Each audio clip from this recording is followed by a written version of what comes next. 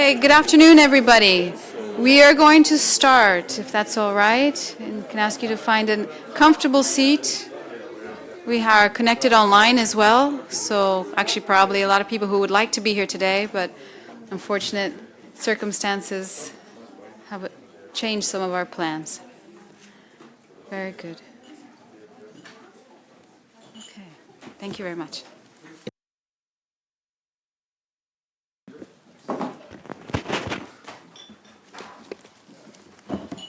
Good afternoon, everyone. I am delighted to welcome all of you, both in person and online, to the annual CEER flagship event to discuss the opportunities and also the challenges for consumer engagement in the energy transition. My name is Mara Berzin. I am the CEER, Council of European Energy Regulators Secretary General. It's my pleasure to start today with welcoming you. And this year we are happy to collaborate with the European Commission and with the European Economic and Social Committee, of which we are very grateful to both of the partners to bring these important messages out for everyone.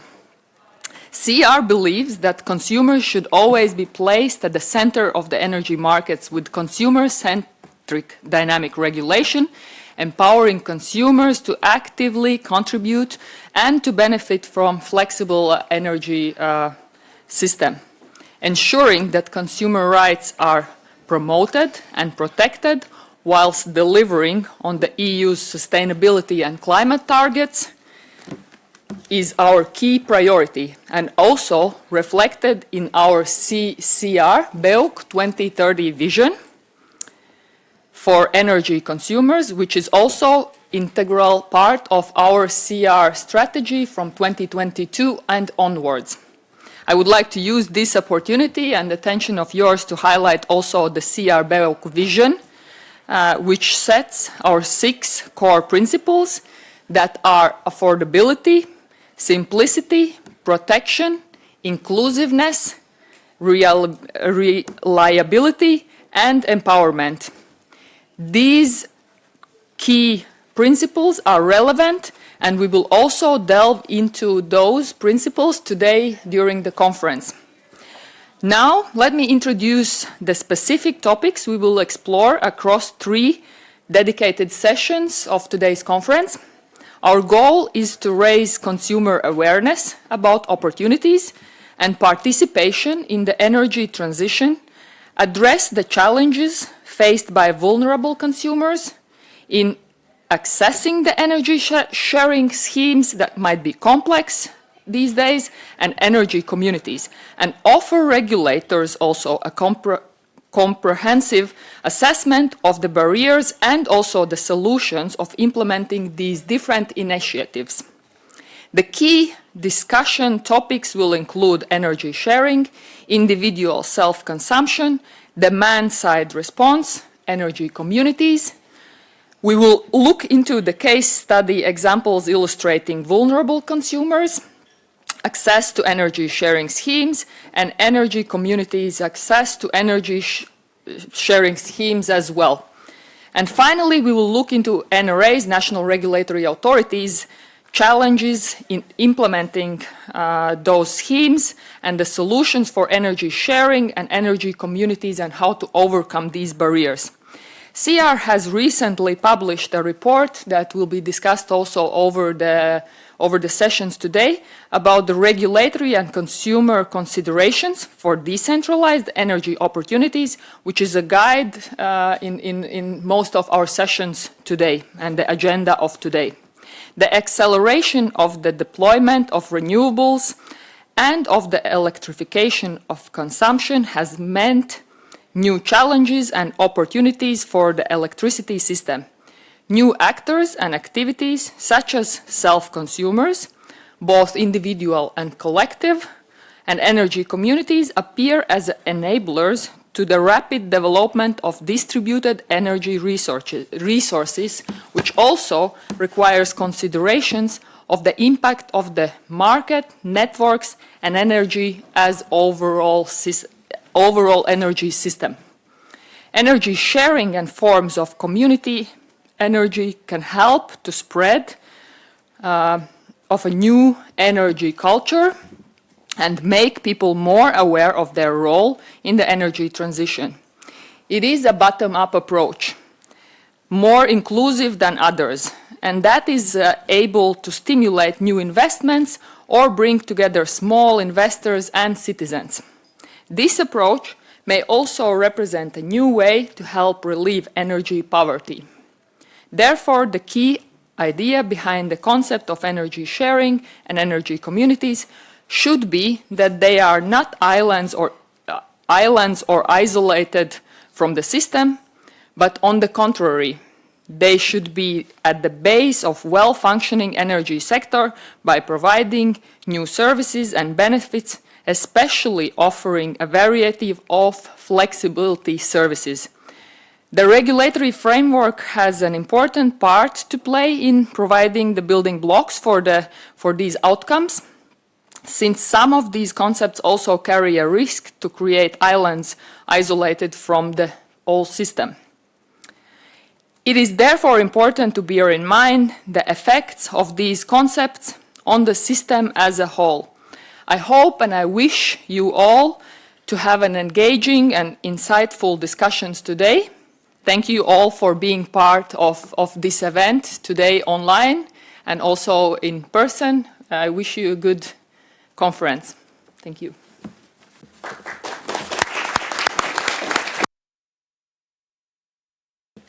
Thank you very much, Mara. I think some good words to start off the discussion and set the scene. My name is Natalie McCoy. I have the doubtful honor, we'll see if I succeed by the end, you can all have a poll at the end, of trying to be the master of ceremonies for our discussions today. And it's a topic that's high on the agenda, but it's also increasingly relevant for all of us, as Mara was just explaining as well. And I'd like to kick off with our two partners. First, Viber from the Economic and Social Committee, and then followed by DG ENER, who are really working on trying to develop and promote and communicate this issue of energy citizenship that every day is becoming much more relevant as we all become part of the energy transition and the various solutions that are available, and how we do that considering that we're all different and in different situations, different circumstances, different geographies, which also play a big part in what's possible. So without further ado, just let me introduce Viva Miltovica. So I was probably saying it wrong. She's president of the Transport, Energy, Infrastructure and Information Society section. So quite a lot of topics, all interrelated, here in the European Economic and Social Committee, and trying to consider a lot of the consumer perspectives with that hat on, because in her day job, she's also a member of the board of the Latvian Consumer Commission. So without any further ado, over to you. Thank you. Thank you so much. Good afternoon. It's really a pleasure seeing you, so many, despite the strike and despite the different challenges that we face regarding the transport systems in Brussels.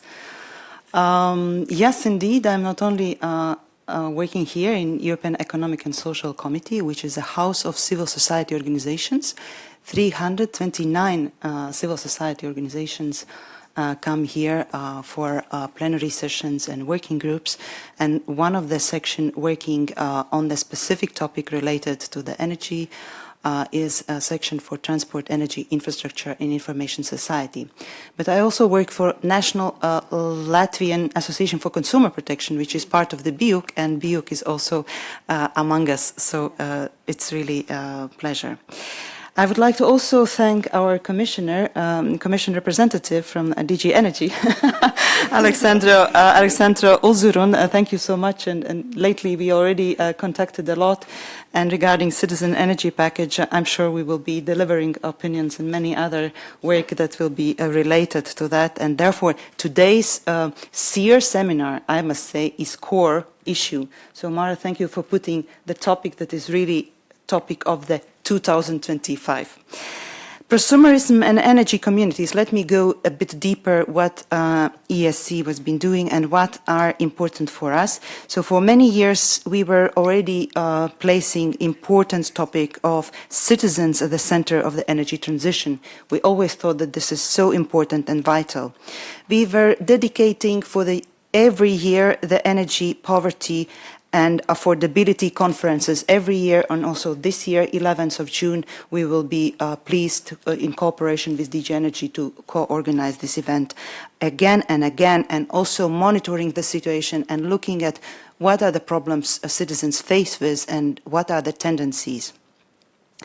We were constantly advocating for protecting vulnerable citizens and ensuring access to affordable energy. At the same time, we have encouraged their active participation in shaping the energy system through initiatives like prosumerism, energy communities, cooperatives, and energy sharing schemes. These approaches continue to increase efficiency, behavioral changes, and the consumption of locally produced clean energy. A recent survey by Interreg Danube region revealed data that in 2024 there are over 9,000 energy communities in EU. So I think it's an incredible number, and actually it is, I hope it is increasing. Engaging more than 1.5 million citizens as active energy participants. Both individuals and collective energy self-consumption and empowering consumers to manage their energy needs while maintaining control over the prices. The growth of decentralized energy production has made active energy citizenship more accessible, with numerous community-led projects now driving the deployment of local renewable energy. Energy prosumerism not only supports the energy transition, but also brings it closer to the individuals at the local level. These communities promote democratic engagement in the energy transition and strengthens the social cohesion through community-driven initiatives. They are socially significant for fostering participation and acceptance, economically crucial for mobilizing local capitals, and effective for improving energy efficiency by bringing energy production closer to the consumption. Moreover, energy communities and energy sharing can play a crucial role in reducing energy poverty, a challenge that has long been a priority for the EESC. By joining these schemes, citizens can access affordable renewable energy through shared ownership and gain insight into energy efficiency, making sustainable practices and investments more accessible. However, tackling energy poverty must be part of the broader strategy to address the ongoing cost of living crisis challenges. Raising energy prices continue to put pressure on households and businesses. Ensuring affordability remains a top priority not just for EESC, but for the Union as a whole. Several measures have been implemented to take energy supply affordable and accessible, using the energy transition as a key solution. To increase competitiveness and reduce social costs, the energy market should be further reformed in order to ensure security of supply at stable and predictable prices. To enhance our autonomy and supply security, we must explore untapped local energy renewable potential. This is why we have joined forces with other institution partners, like with the Parliament, Council and Committee of Regions, in calling for a comprehensive geothermal action plan. And we have evidences from multiple municipalities where geothermal action plan can be really crucial for energy communities. While these measures are essential for long-term affordability and security, we must also acknowledge the structural barriers that continue to hinder the full potential of decentralized energy solutions. Indeed, these projects are not yet reaching their full potential due to persistent barriers rooted in the traditional structure of our energy systems. To maximize their impact, we must adapt and modernize our approach to support these innovative forms of energy production. Challenges such as poor market integration, excessive price regulation, complex tariff structures, sometimes you even have double tariff on tariff, Inadequate support frameworks and unpredictable regulatory environment hinder the growth of energy communities. It is essential to clarify and regulate the role of these actors within our electricity system to encourage, promote, and enable more people to become energy prosumers. Additionally, many vulnerable households feel uninformed about the technicalities and financial support available to them. Some lack of the resources to participate in energy communities, while others may be hesitant to seek assistance. Addressing these gaps is vital to ensure that the benefits are accessible to all. Local and regional authorities, along with civil society, must be at the front line of implementing the energy transition and will play a pivotal role in fostering the development of extended collective energy self-consumption projects. It is also essential to strengthen and stabilize the regulatory framework, provide financial incentives, build a confidence in the photovoltaic and wind power structures and sectors, and facilitate connections between individual and collective energy self-consumption. Additionally, decentralized energy production requires appropriate infrastructure. Grids need to be modernized and equipped with greater flexibility to adapt to our evolving energy supply and become more resilient. Smart and digitalized grids, particularly distribution grids, are crucial for enabling electricity customers to engage in new forms of community energy supply. To establish these systems, both technical and administrative barriers must be removed. Finally, recognizing the societal dimension, particularly in this context of combating energy poverty, is essential.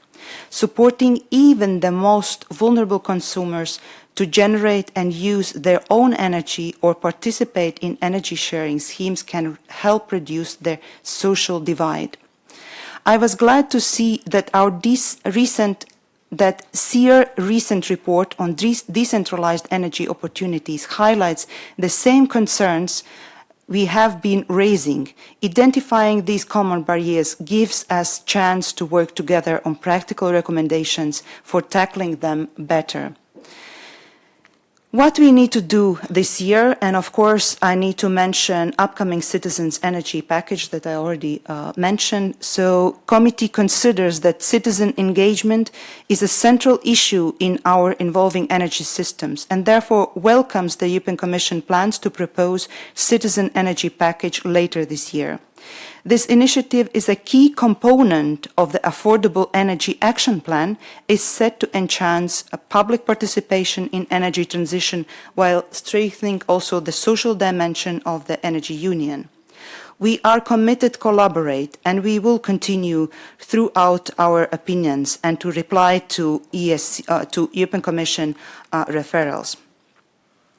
The opinion will delve deeper into identifying potential barriers to prosumerism and establishing of energy communities, outlining the conditions necessary for an energy-effective support framework for citizens.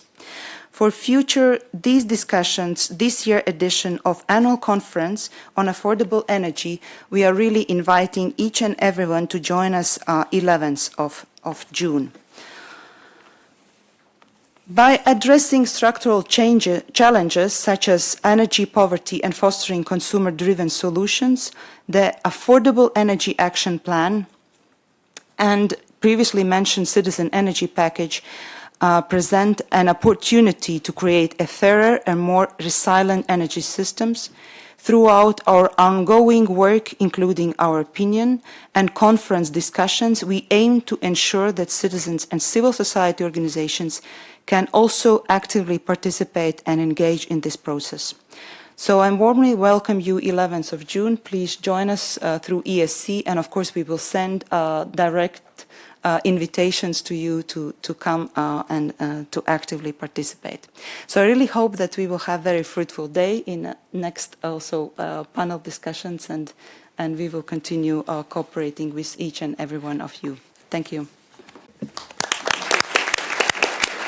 Thank you very much. Thank you very much, Baiba. I think we're going to start to hear a bit of repetition between all of us, because I think we are aligning on what the issues are and what are the things that need to be done for who, and what the urgency is of some of these actions. And I'm very glad that we have with us Alejandro Urthurun from the European Commission and his team, which is responsible for exactly the how of getting these things done. And as we know, there is a legal framework in place, market design.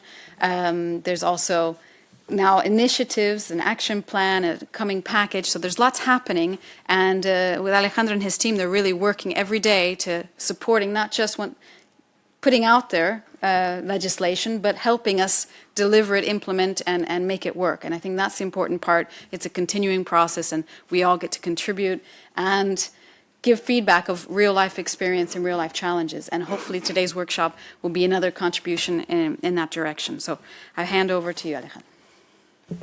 Thank you very much. So good afternoon to everyone here in this nice meeting room, and also good afternoon to those of you who are somewhere behind the screen. I'm sure there are someone behind the screen. Thanks a lot, Natalie, for the very kind words. Thanks a lot to President, and thanks a lot, Secretary General, also for the amazing introductions. So the first thing I should do is, of course, thank Economic and Social Committee and thank CEER for having given the Commission the possibility to co-organize this event, to be here with you, and especially of allowing me to give this keynote speech. So I'm going to say words, but what I think is important is not only the words, it's the fact that we're here together. Because what the gist of today's event is about working together.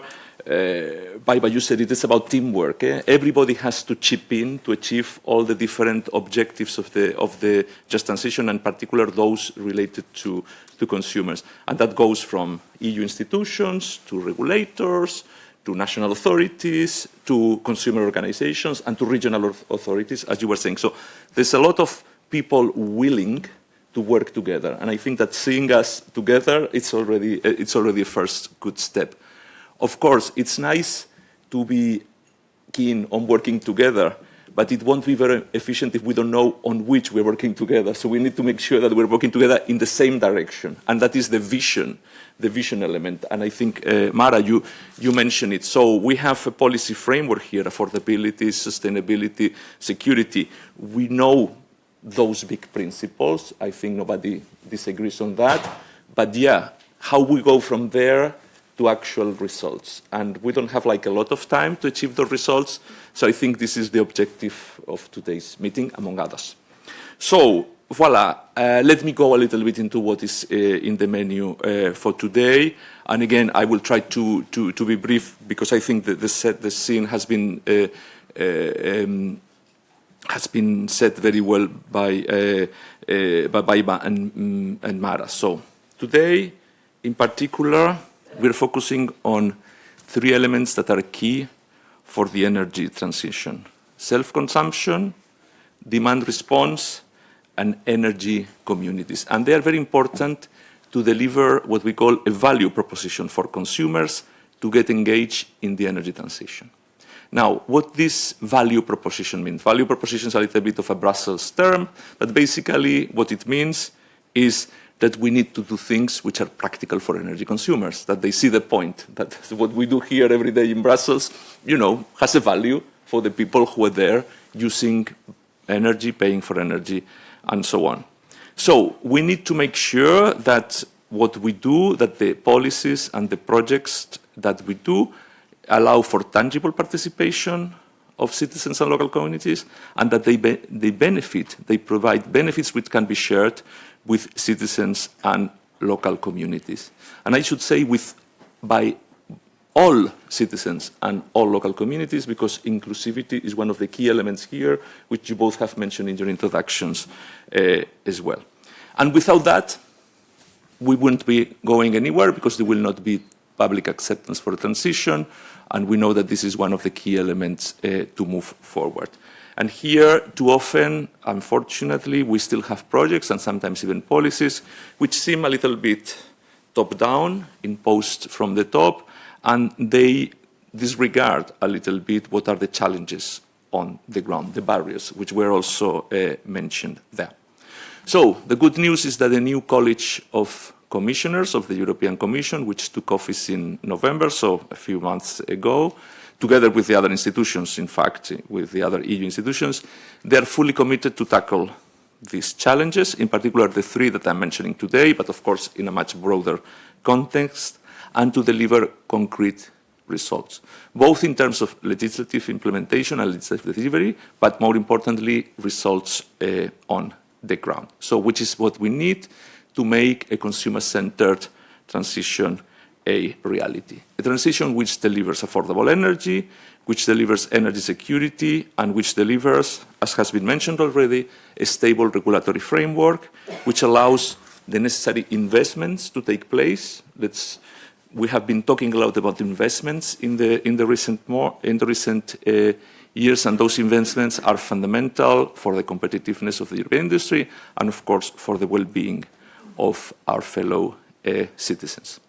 Now, it has been already mentioned, me and my colleagues who are in the meeting room and who you will hear from in the next hours.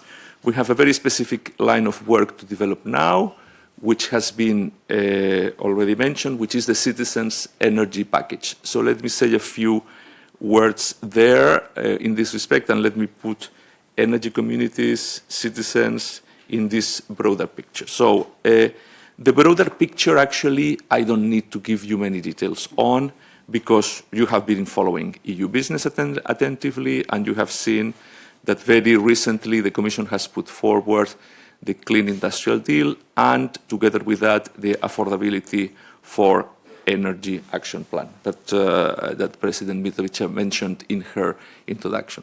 That is really a great, and I would say a very wide-ranging policy framework for the policy action on energy in the next few years, so for the mandate of the current College of Commissioners, of the current Commission. And it focuses, again, as I have said, on affordability, on sustainability, on competitiveness, on security, so things that we all agree. Now, in this context, the President of the European Commission, Ursula von der Leyen, has given a specific task. She has given many tasks, but one of the tasks that she has given to Commissioner Jurgensen, who is the new Commissioner for Energy and Housing, is, I quote, to develop a citizens' energy package to increase citizens' participation in the energy transition and strengthen the social dimension of the energy union, and to propose further measures to address energy poverty. So this is what I and my colleagues, together with the other institutions, together with the other services in the Commission, are really focusing on as a priority for the next months and years. This package that I am talking about will be instrumental to address the challenges which still hamper citizens' participation in transition, allowing them to have affordable, decarbonized and decentralized energy system, and also making sure that the transition is just. Just transition is very important here.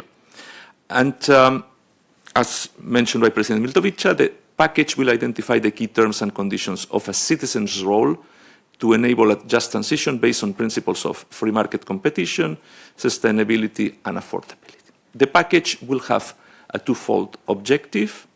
On one hand, to enhance the actual principle of the just transition, that no region, city, community, or household is left behind, and how? By tackling energy poverty, by supporting the transition in coal regions, and by ensuring public buy-in on energy infrastructure issues.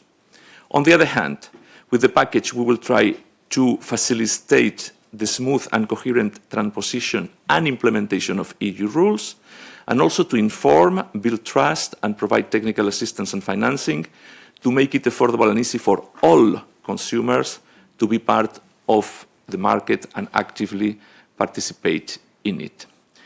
In order, therefore, to make sure that the results of the package are achieved, one key word, I would repeat it 3 times, implementation, implementation, implementation. Implementation of the legislative framework on consumers is key. Nevertheless, we know that implementation is not easy. It is not enough to wish that implementation will happen. You really have to work it out, and you really have to work together as a team. We know member states require support and guidance to effectively transpose consumer protections on essential policy priorities to drive the energy transition forward, and we want to be there in providing that support. Also, we want to be sure that we ensure the social buy-in for the transition, making sure that we have social acceptance of and trust in the market. And we want to change the narrative of the energy transition, providing widespread access to information to citizens, helping them be aware of their consumer rights and of how they can implement them in the ground. With the package, we want to leave no one behind, and through it, we seek to support the alleviation of energy poverty, also a key priority for this Commission, for President von der Leyen and for Commissioner Jurgensen, and also to work with regions, as was mentioned before, to implement the transition. So we want to work with not only with regions, but in particular with rural areas and also with islands.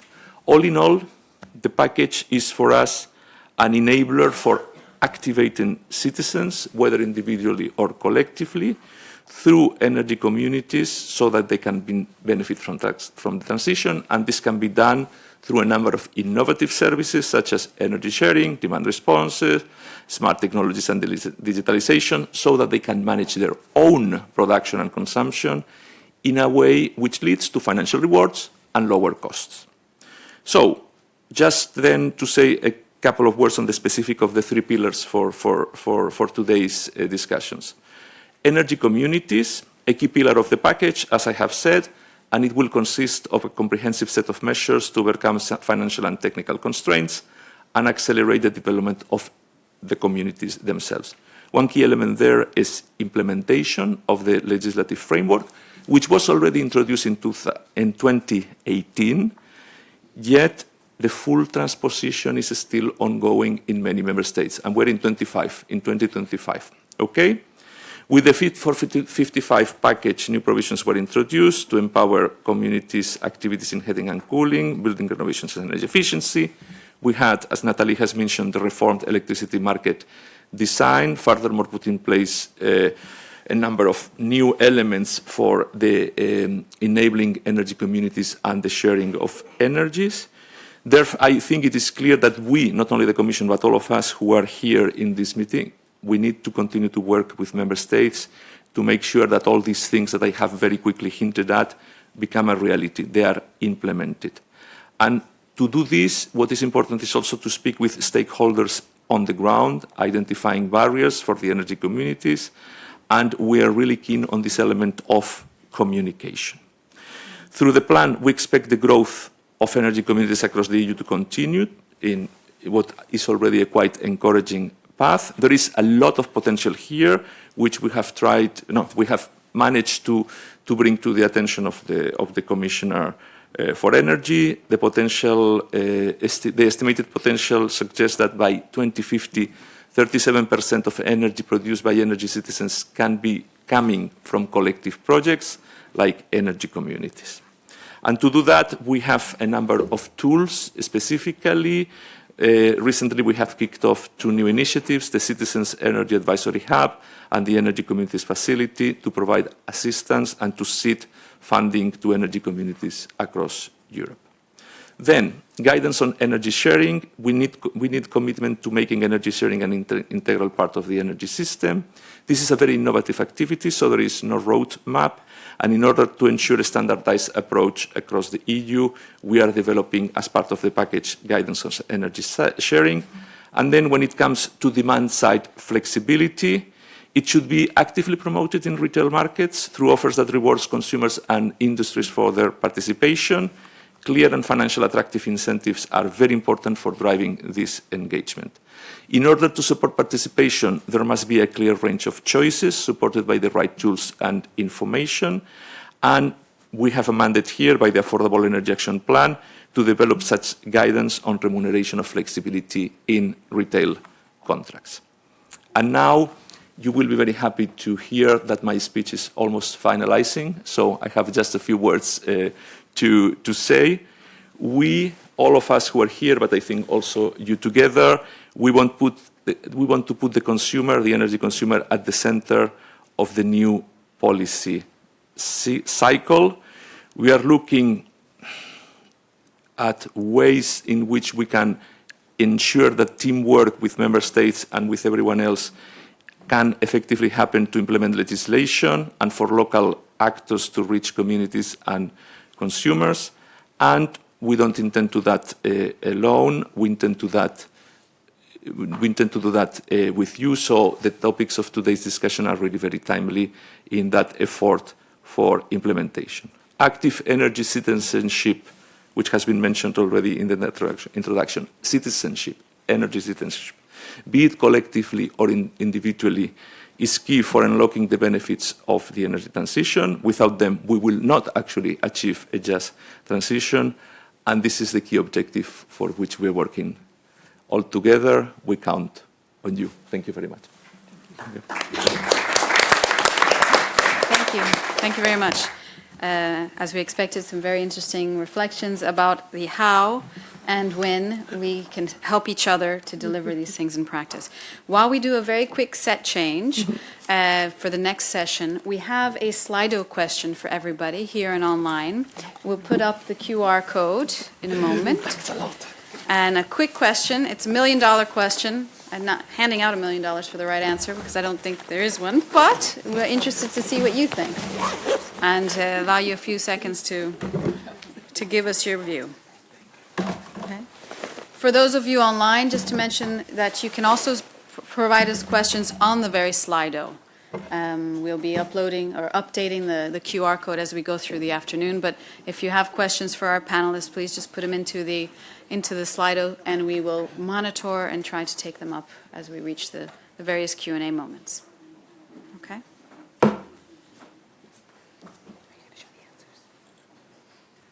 Okay. Some people are still scanning here in the room. I'm assuming everyone online, you were super fast, but the live version is a little bit slower.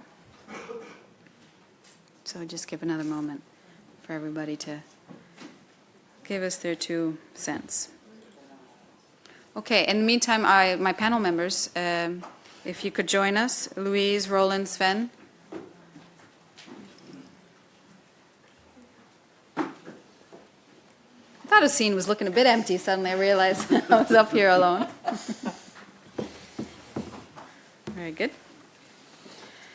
And yeah, picking up on what we heard from our keynote panelists, both of them, we have a lot to discuss in terms of this core question of activation, how to get consumers engaged and active in all of these different solutions, engaging with their energy.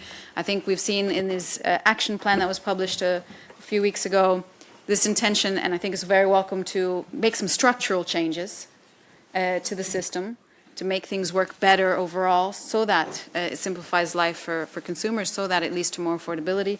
But on our side, there's our own engagement participation that is another major component of affordability for our own energy bills. And we'll hear a little bit the different perspectives from our panelists today.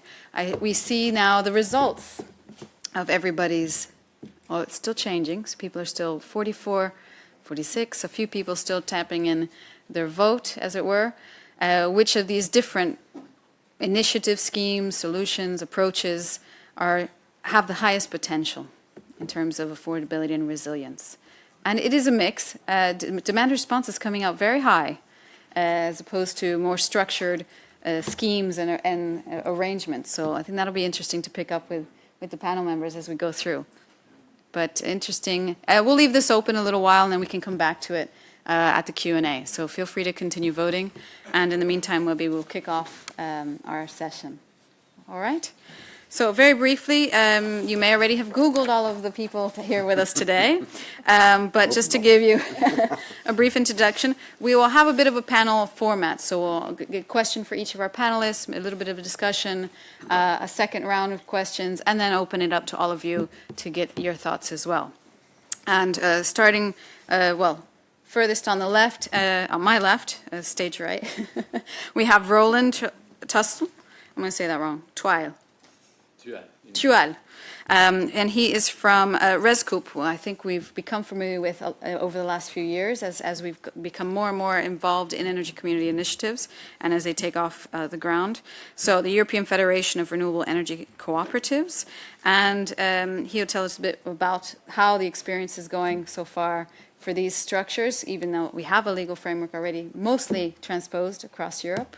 Then we also have Louise Sunderland from the Regulatory Assistance Project, which is a brain space for reflecting on all kinds of energy issues, wholesale, retail, networks, and the full chain of challenges that we see across energy systems around the world, in fact.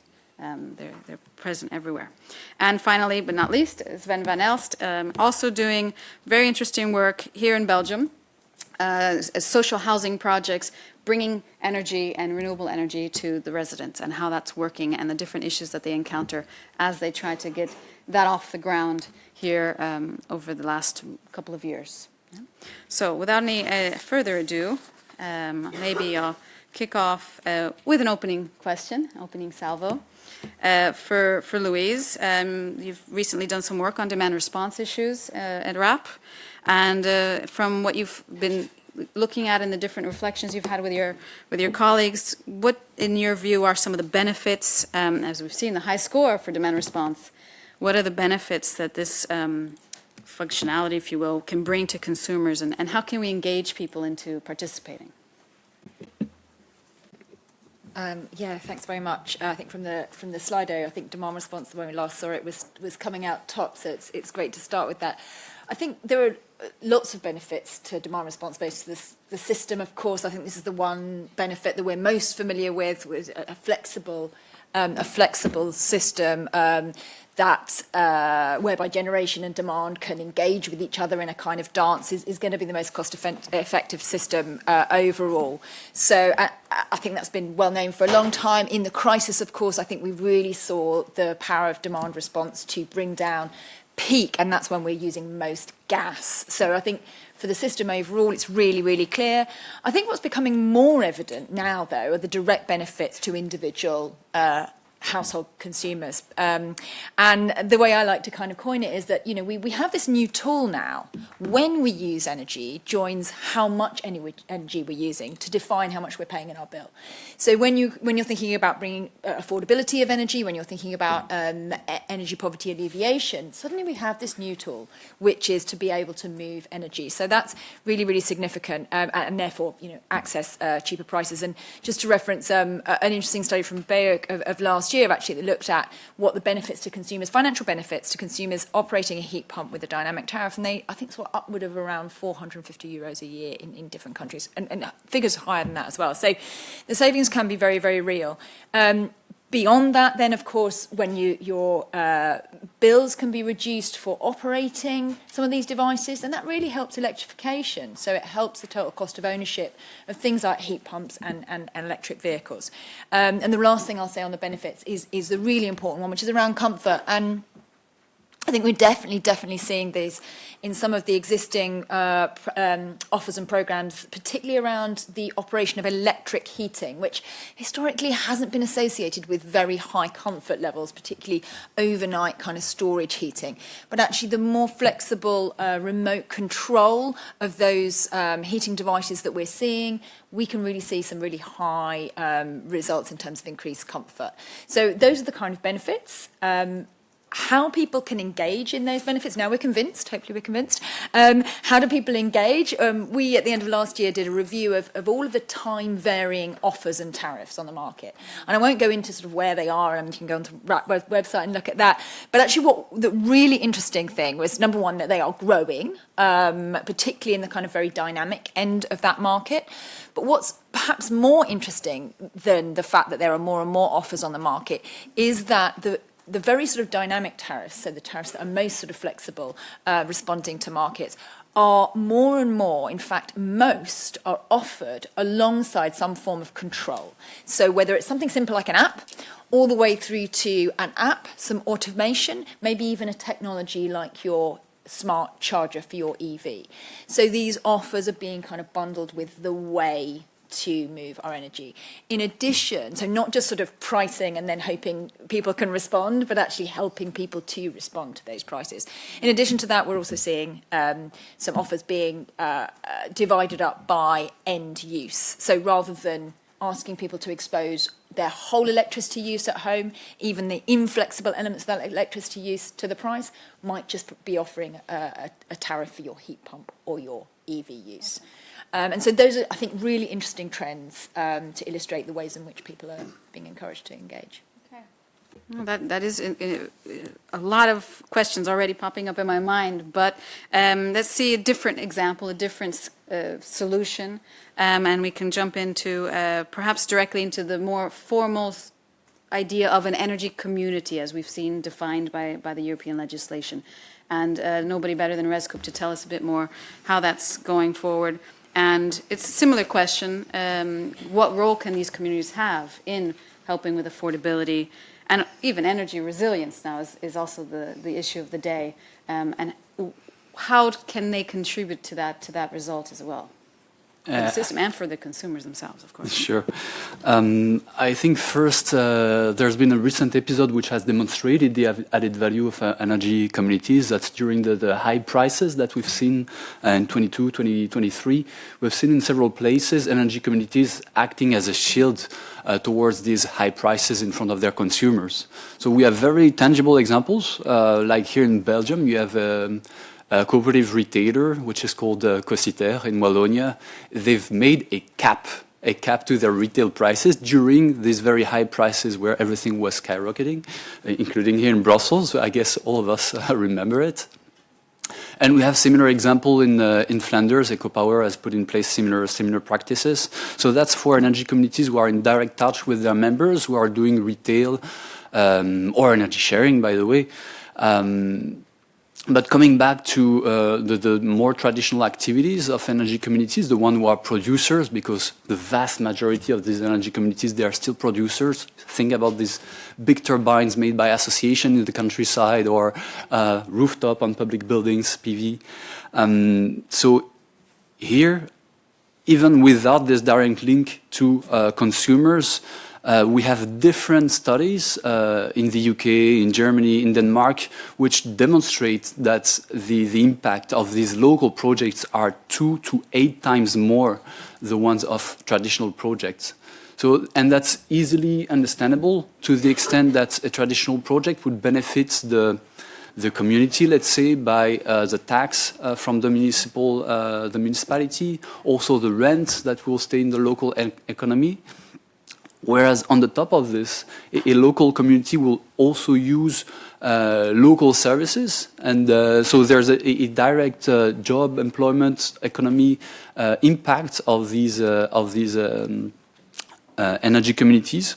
That's one, but also the investment is sourced locally. You have local investors. That's also the direct participation aspect of energy communities means that it's local members who are also investing. And then these investors will get the revenues. These revenues won't flee away to any headquarter, but it will stay in the local community. So that's very tangible contributions. And when you're talking about resilience, my understanding is that this deals less with the economical aspect, but more with the grid aspect of this and the energy transition aspect of our discussion. We've been talking a lot about energy sharing, and this is where energy communities has been the pioneers of this activity. So we're seeing in many countries the setup is very much valorizing the grid. I think the most refined example is in Austria, where you have like 7 voltage levels in the grid, and so they've designed different kinds of energy communities, regional energy communities for mid voltage, local energy communities for low voltage, and if both production and consumption are located within the same level, so avoiding to overflow or subflow different levels of the grid. So you can have up to 64% rebate on the fees, on the volumetric aspect of the fees. So really we see here that appropriate setup can really benefit the grid, and energy sharing is really an aspect where our members are keen to develop their activities. There's been cost-benefit analysis being performed in Belgium that show that energy sharing has positive impact on the grid. And we see the discussion also developing at national level, at European level, between energy communities and DSOs to work together to refine these arrangements and find common value, including to safeguard the grid. This is what I could say for now. No, I think that's very good, and it's important to see that, you know, how the different types of models can work and contribute at different levels. And this is something that maybe our next speaker can tell us about as well, because we have, I still think some of us still have this kind of preconception that energy communities, renewables, solar panels, it's for those of us with a better financial means. And all this talk about involving the vulnerable, how's that going to work? Because they're vulnerable. So precisely either they, you know, engaging with the contractual and formal requirements or the investment and the different aspects there immediately excludes them. So I'd like to hear a bit more of how we can correct that misconception and the different examples and projects that are out there that are doing just that. So if you wouldn't mind telling us a little bit more about Aster and how you are doing in concrete terms things that benefit vulnerable communities. Okay, thank you. I think our first speaker from the Commission already told us that there are still a number of people we have to help. Yeah? A lot of people can do all these energy communities and whatever cost-based things, and they have heat pumps and they can do it themselves. And perhaps we have to help them with some kind of technology, and we have to make sure that they have access to this technology. But there are still in all EU member states a lot of people who don't have the financial means, the intellectual means, yeah, to do this by themselves. Yeah, digitization, for example. So what is Aster? Aster is actually a cooperative of all 41 social housing companies in Flanders, yeah, and their umbrella organization. It's still a very young organization. It was founded in 2020 with the support of the ENER program of the European Investment Bank. And what we did is we came up with a kind of special purpose vehicle. From the thoughts we had in those days is that we have a lot of buildings as social housing companies, which means that we have a lot of roofs. And in those days, on these roofs, there were no solar panels. And the main reason for that was there was no legislation on how you can have this solar energy you produce on a social dwelling. How can we deliver it in a legal, correct way to our social tenants? So we started writing legislation. And then the second thought we had was, okay, in Belgium, well, at least in Flanders, because it's Belgium, you all know, it's quite a complicated country. In Flanders, our social tenants are in no way allowed to make any changes on their houses. For example, just imagine that you have a social tenant who has some financial means. They are not allowed to make any changes, so they are not allowed to put PV on their rooftops.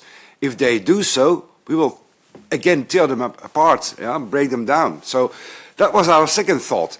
Another thing is that, of course, when you are living in a social dwelling in Flanders, it automatically means that you have very, very limited financial means.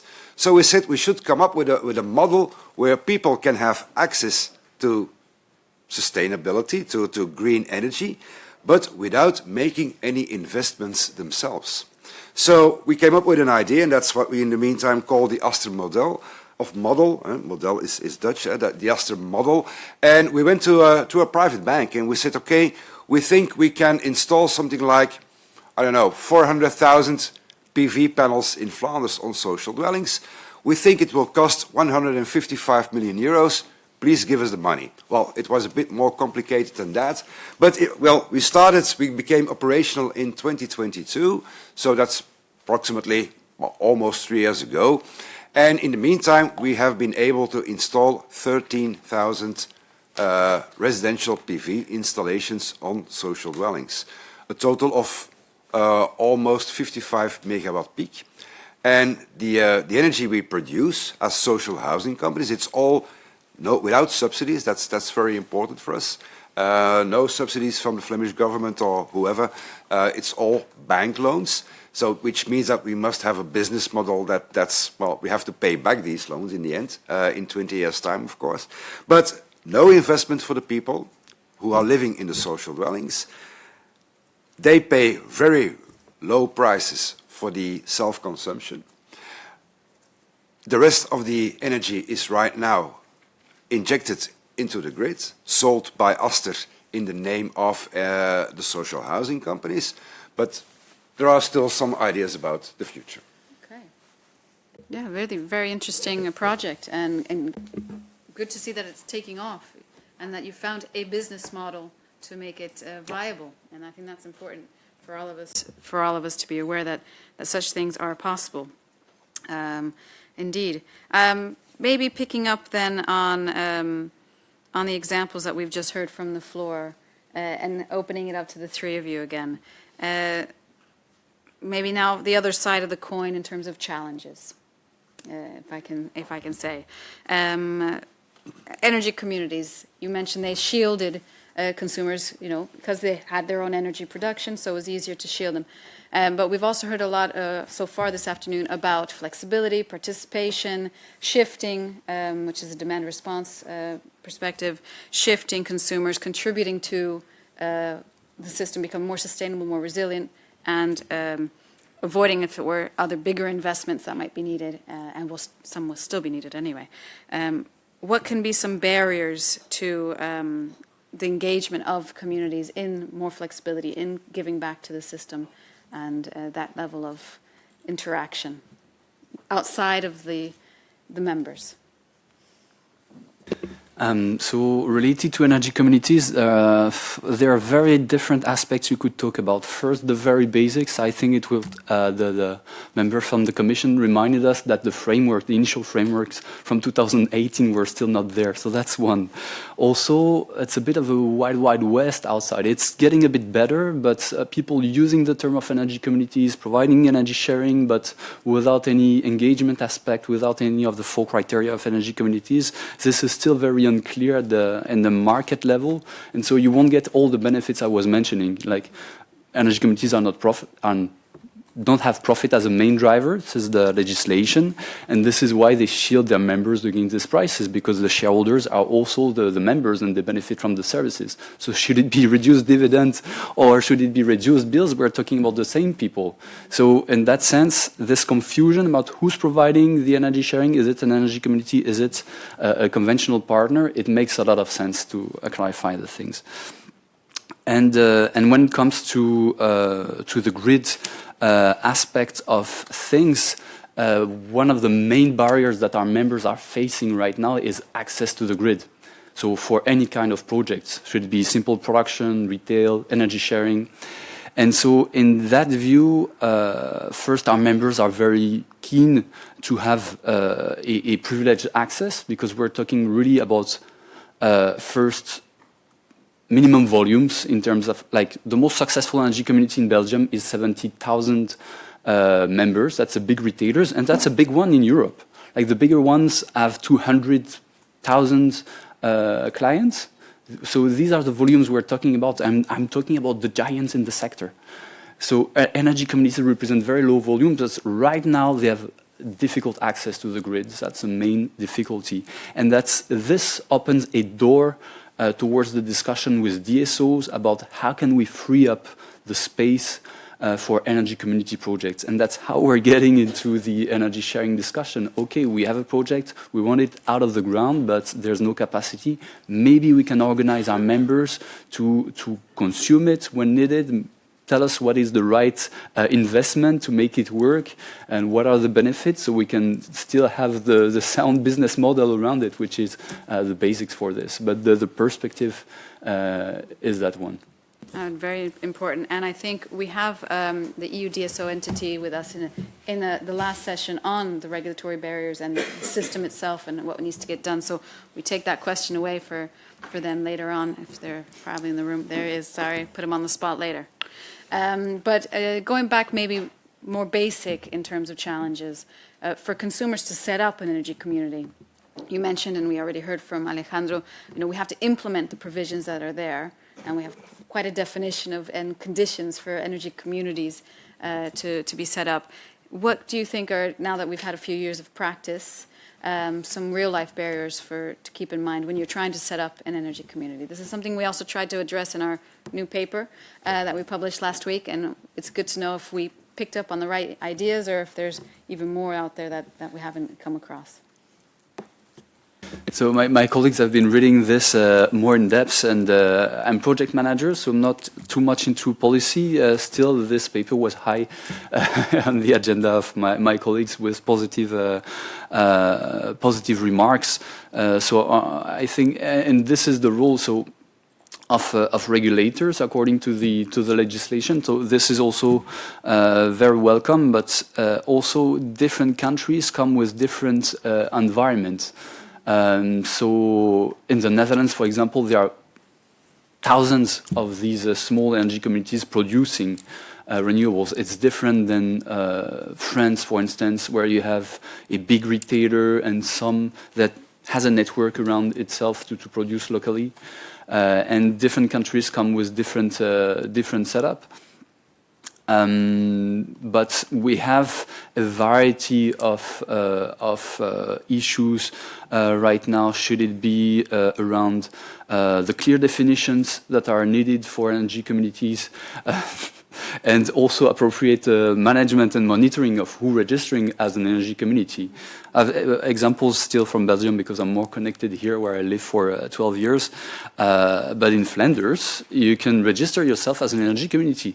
It's an Excel sheet that is provided by the regulator, and you register online, and nobody's taking care of looking at it and verifying it. So there are this kind of things.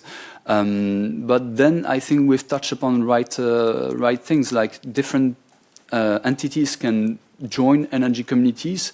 They need to be involved. They need to be empowered. So I'm thinking about the local authorities who have a role to play. There's also the more economic actors, because it's citizens is one part, local authorities is another one, and economic actors are another. And right now we see more their own target. So for instance, in Brussels, the only one citizen energy community, the only one energy community that is actually installing new PV is the only citizen one. The other ones, which are local energy communities, which means for private actors, they are just using existing solar panels. So basically what they do is optimization, financial optimization of existing assets, which deserves less the purpose of the energy transition. So sorry, I have examples popping in around. When it comes to demand response, which remains, and flexibility, which remains the core of our discussion, energy communities won't solve by themselves an issue that the whole industry is facing right now, which is how to make the flexibility business take off in the residential sector. Right now, the landscape of devices, of communicating devices, is too fragmented to have appropriate control of and make a pool of load coherent at a local level in order to control it and to make it sufficiently reliable to go into reserves, which is one of the most established business. We've called it the walled garden solution.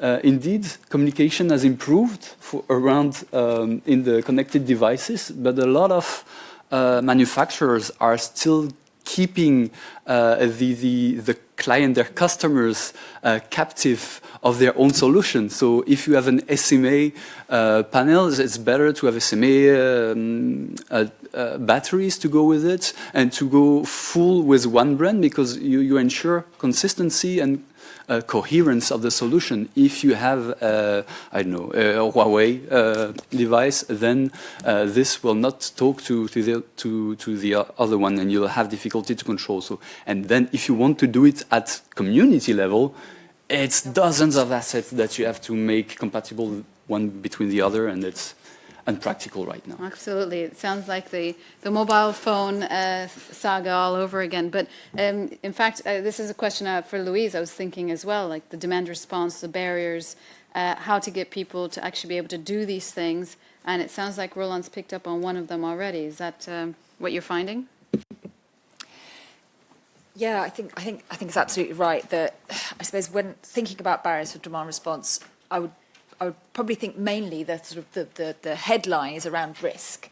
So certainly I think the way that we've been approaching engaging households in demand response has largely been, as I say, through these kind of dynamic tariffs, and they are fundamentally risk-sharing devices. So we are asking households to take on some sort of price risk, and without the assets, as you mentioned, to really respond to that price risk safely, without the level of automation, which will require kind of interoperability of different devices and controls, then that's a big risk. And I think, particularly, Sven, to your point about inclusion, there is a fundamental risk here. We know that there are two fundamental ways people build capacity to respond, to move their energy or their electricity use. One is through the assets, so that's me in my home. It's pretty well insulated despite the fact it's quite old. I've got a heat pump, I've got some controls. I don't notice what my heat pump is doing because I'm comfortable and warm. And that's lovely because I've got the assets. I've got the nicest sort of insulated home, and I've got the heat pump, and I'm really fortunate. The other way that people build or find capacity to move their electricity is what we call more socially derived. So the first being technology derived, the second being socially derived. And that can lead actually to some sort of much poorer outcomes. And that's, the things that we all worry about, is people kind of worrying about getting up overnight and turning things on and off and just adding to their kind of daily stress and load, maybe trying to avoid cooking dinner when the kids want a hot dinner because you're worried about putting on that electric oven. There is a big risk, I think, there around who has the technologies and who has the enabled technologies. So in response to that, I think we need to think about when we are producing the subsidy programs or the other financial offers to put technologies into homes, who is getting those, especially if there's a subsidy behind them. Absolutely targeting, and then also making sure that the overlay of actually are there some flexibility benefits here, that is also introduced when those assets are going in. But let's not only think about, the new assets of the EVs and the heat pumps. There's a lot of assets out there that have huge flexibility potential, but they're not yet being used.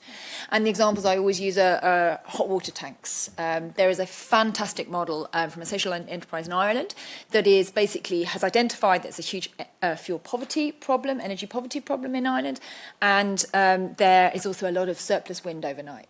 So they've connected the two and said in social housing there's a lot of hot water tanks, and they are now through a kind of quite cheap retrofitted smart device saying, right, well, when there's a lot of surplus wind, at night, we just heat up these hot water tanks. And the residents have a nice text in the morning saying, have your bath, do the washing, whatever it is. It's a lovely proof of concept that there is the huge benefit to be had from existing assets. So let's not forget about those existing assets, including hot water tanks and electric heating. And then the other thing I'd say, so one is really about assets. Let's focus on the assets that are flexible, not so much kind of people, asking them to be flexible. And then the second thing is how we engage people to get that value of their flexibility. And it's kind of what I was talking about when talking about the trends in the market. So is it easy and safe? Are we meeting people where they are? Are we, particularly from the regulatory environment, thinking about things like, the guardrails around fully dynamic offers? The most obvious one there is a price cap to stop prices going stupidly high that people couldn't possibly respond to, and then pricing just kind of becomes a bit punitive. Interestingly, I was at a workshop of network operators and aggregators last week, and they were through a Slido, we were asked this question, do we think service offerers and suppliers will put those price caps in themselves, or do we think we need the regulators? 80% of the people in that room said we need the regulators to do that. So that was a super interesting learning. I think we are looking to the regulators for these kind of guardrails. And we need to people sort of take, I think we need to take people on this journey towards flexibility, going from a fully fixed tariff that you might have, you know, for a nice certain period of a couple of years to a fully dynamic tariff is a huge leap. So let's think about the upside-only offers. Let's think about the guardrails. And I think there are some really big regulatory challenges coming our way with these packaged, bundled offers, you know, where there's a value offering and then a technology and then another technology. You know, that really is tying in individuals. And that's a big, I think, you know, consumer protection challenge there around possibly service offers, where we might be offering kind of heat levels in return for, you know, a flatter tariff, for example. What are the risks around those? And then, as I say, the kind of regulatory guardrails around dynamic tariffs as well. There's a lot, I think, for regulators to be thinking about. Yeah, no, I think that is a part of the $1 million question, and comes back to, you know, how markets work in these new scenarios and in new contexts, and what are the limits that one can accept or design. And that's part of the challenge, I think, for most of us as regulators, economic free market regulators, how to find that new space. Also, you mentioned the societal aspect of, you know, we've all been trained to avoid using energy in the daytime and use it in the evenings. And now, as a whole society, we need to be told, turn that up on its head and start using in the daytime. You know, put your dishwasher on in the daytime, not at night. And so all this stress about when can I use my energy, it comes back to the challenges for people and designing things, as you were saying, the system working for people rather than putting people to work for the system, and how to find solutions that optimize assets that are there and which are no regrets, but also least stress and also least investment for people. And that brings me back as well to the question of how, Sven, in setting up these projects, how do you engage with the social housing residents? And is there willingness, suspicion? How do they react to the offer that you put out there? They are very suspicious. Okay. Absolutely. Because we are the landlords, and landlords are people, you have to pay your bills and you have to pay your, well, you need them, and they never do what you want them to do. When you have something broken in your house, they will not show up and things like that. It's even if we're social landlords. But no, in the beginning they are very, very suspicious because, well, there's a lot of misconception. A lot of people think when you have PV on your roof, energy is for free. And that's not the case. So the first thing we have to tell them, nothing in the world is for free. But what we can do, and of course this is, I can't say otherwise, but I really mean it, we do need regulators. We do need regulators, because when we look at the energy market, it goes up and down all the time, and then the management of the social housing companies come to me and they ask me, okay, Sven, what will the electricity prices be next year?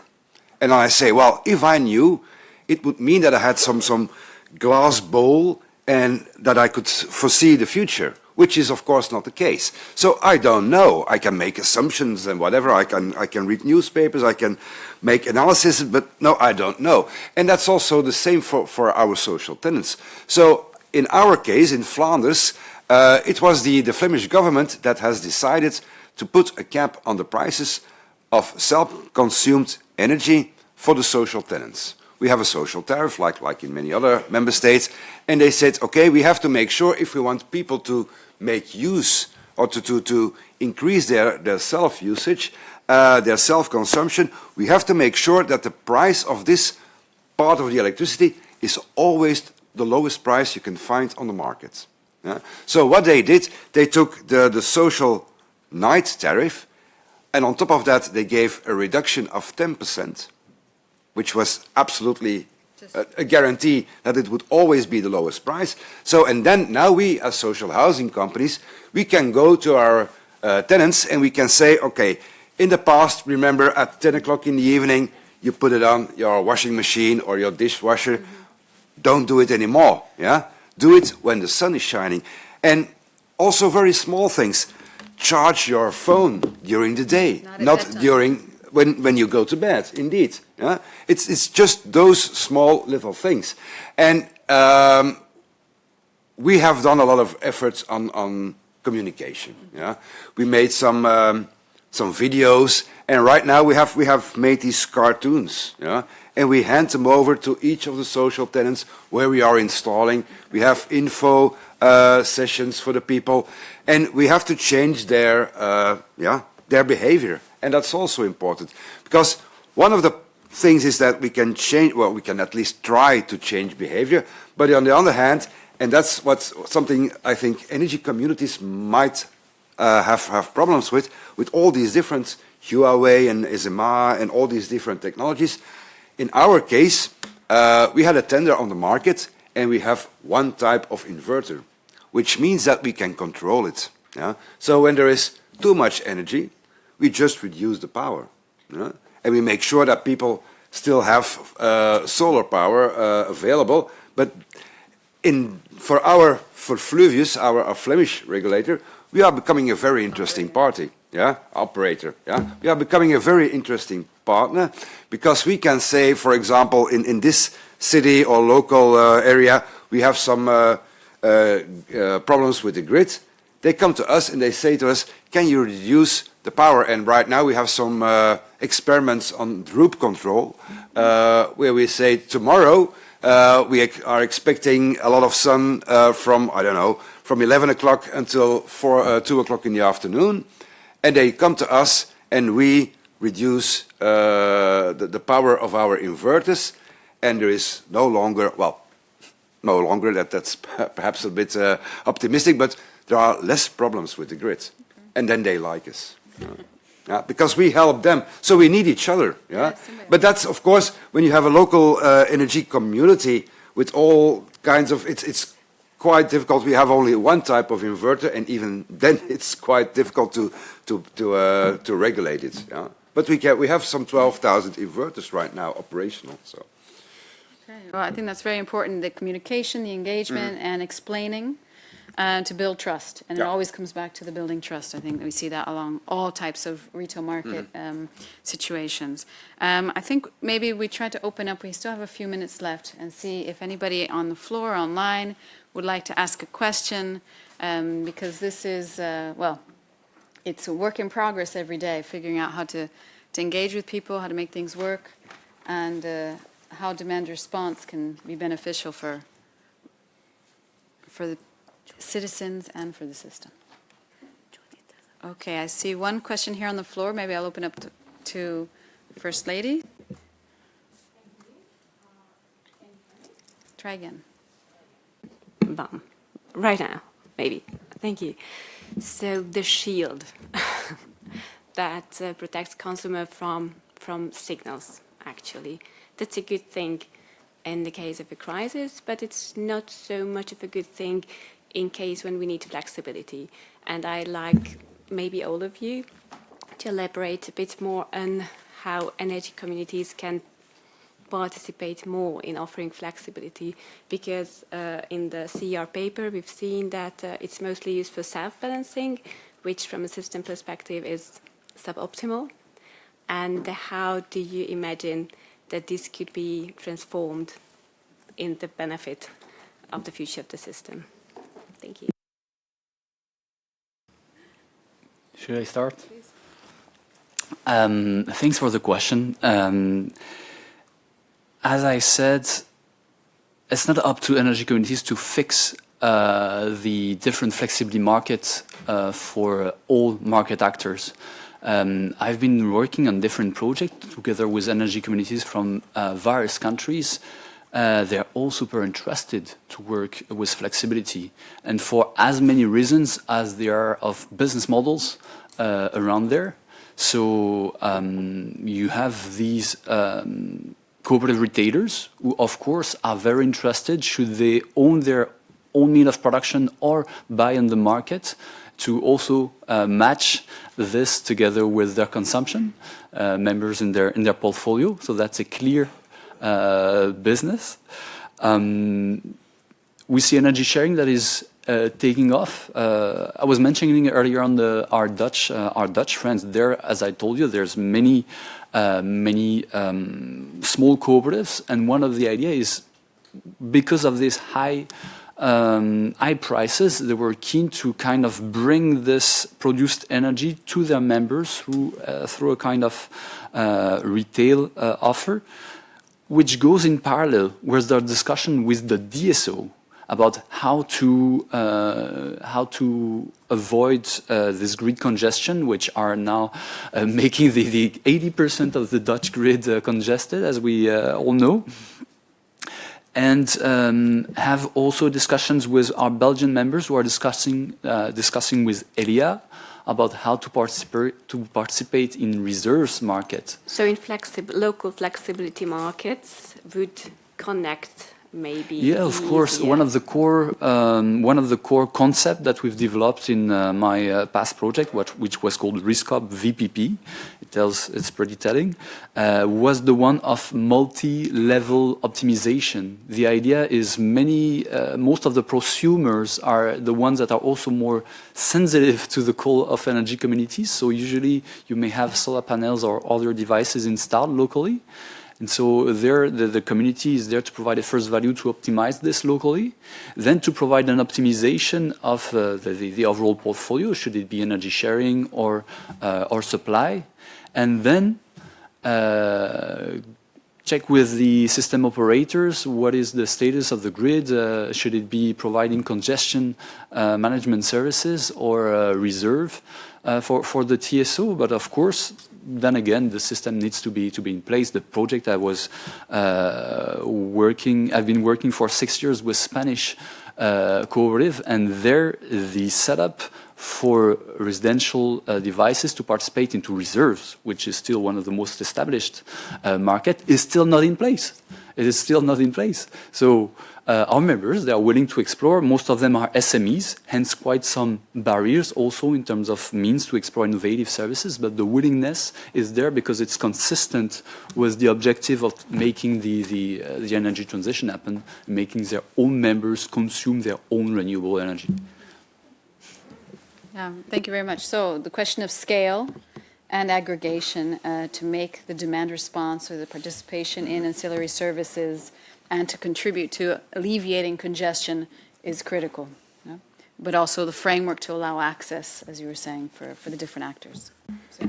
Yeah, one of the things is that, it became very soon clear to us that it's very hard to have an impact on people's behavior. So we have this PV. It's not easy to change people. So we started looking for other assets we can control ourselves. For example, we have now charging infrastructure. So, and then we come to the flexibility. When there is a lot of sun, there is congestion, we can lower the prices of the charging, which makes it possible that, we can do two things. We can reduce our production, or we can say, when you want to charge your car right now, prices are lower. Yeah, and that's the way that we can still. If you don't produce anything, you lose money. Sometimes you gain money by not producing, but that's not what we want to do. But we can lower prices and make sure that people come to our charging infrastructure. They can charge cheaper, and a lot of energy goes into vehicles. It's still very, very prototypical at the moment, yeah? But that's how we want to do it. And as landlords, we are also, for example, what you said about the hot water, we also control the heat pumps, yeah? So we can, when there is too much energy, we can control our own assets. But we have all the assets in our hands. So you, in fact... Yeah, actually...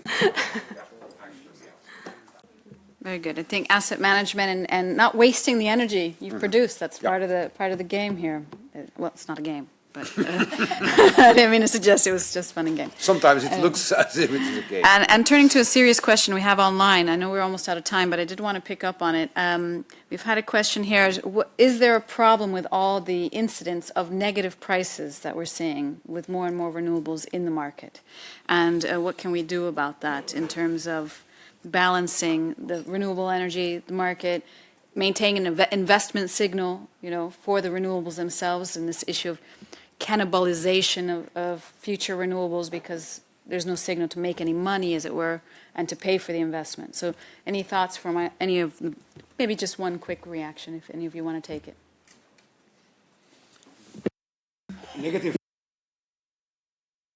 Negative prices is just a market phenomenon because this electricity still has its value because, well, it has a negative price because we have too much at that moment.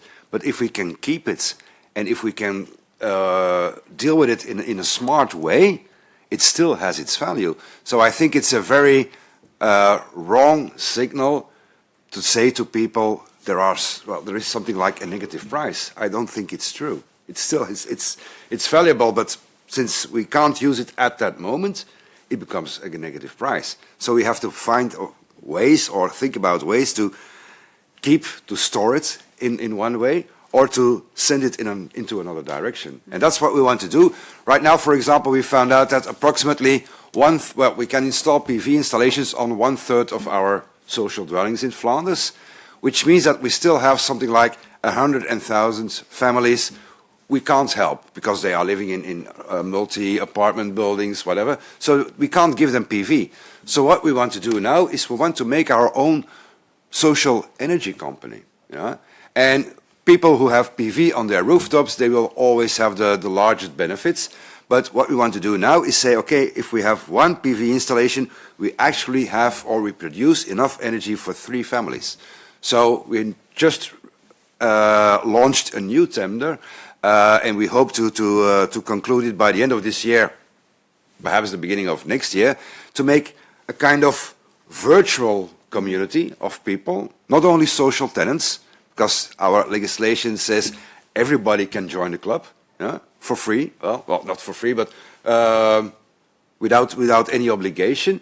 And what we want to do is we want to start looking for customers, people who are not living in social dwellings, but also schools and hospitals and companies and whoever. And we say, okay, we have, too much energy right now, but you can buy it from us as social housing companies for a reduced price. Okay. And that's how we think. Tackle the negative prices. Okay, very good. We have one final question, if I may, from our host and our president here of the 10 section, Baiba. Sorry, the topics are emotional topics. I participated in many energy forums and different discussions, and I see that one of the best-selling examples coming for Flanders, always I see stakeholders from Flanders. Can you tell us how you can better export your ideas for other countries or other regions, but tell me in the same time the 3 obstacles you see immediately. So what are the 1, 2, 3 they need to do before starting? Okay, quick answers. First, one of the reasons I like to come here, I think we have found a model that can work in other EU countries as well. Yeah? So yes, I think it really can. What are the obstacles? 1, I don't know the grid in your countries. Yeah? That's perhaps a very technical thing. Second, legislation. But legislation, one of the things I learned is legislation is something we definitely need, but we also can change. Yeah? And the third thing is what I always say, at least dare to jump. Yeah? We jumped into this in 2018, and it was quite an adventure. But we are a non-profit organization, so we would like to share our what we've learned, and perhaps it will not work one-on-one in other EU member states. Probably not, definitely not, I think. But yes, what can work in the little Flanders must be working in the large EU member states as well. So we share it. We would love to share it. Absolutely. Okay, we need adaptable blueprints, basically, which we can adjust to our particular grid system and market models. Well, thank you very much to my panel members. Thank you for the questions and for participating. We'll take a short break now. We'll be back at 3:45 Central European. And join us again. And for those of you in the room, I think we have a little bit of coffee just to brain fuel for the following sessions. Thank you. Okay, thank you.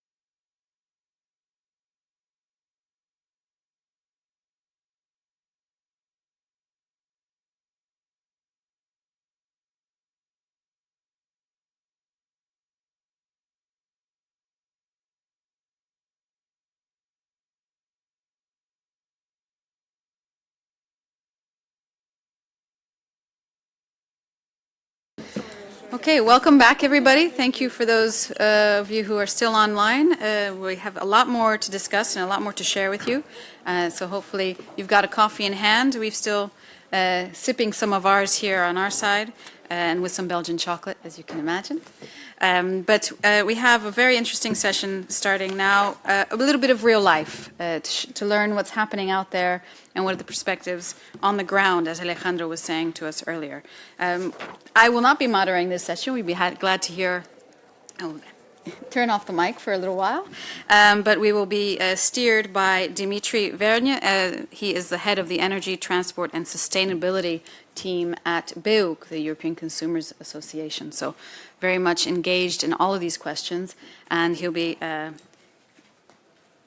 helping us learn from the lovely ladies who have joined us on stage now. So over to you, Dimitri. Thank you, Natalie, and good afternoon, everyone. So before we start, I'd like to encourage our audience online to ask their questions so that we make sure that we have a lively debate after the presentation of our panelists.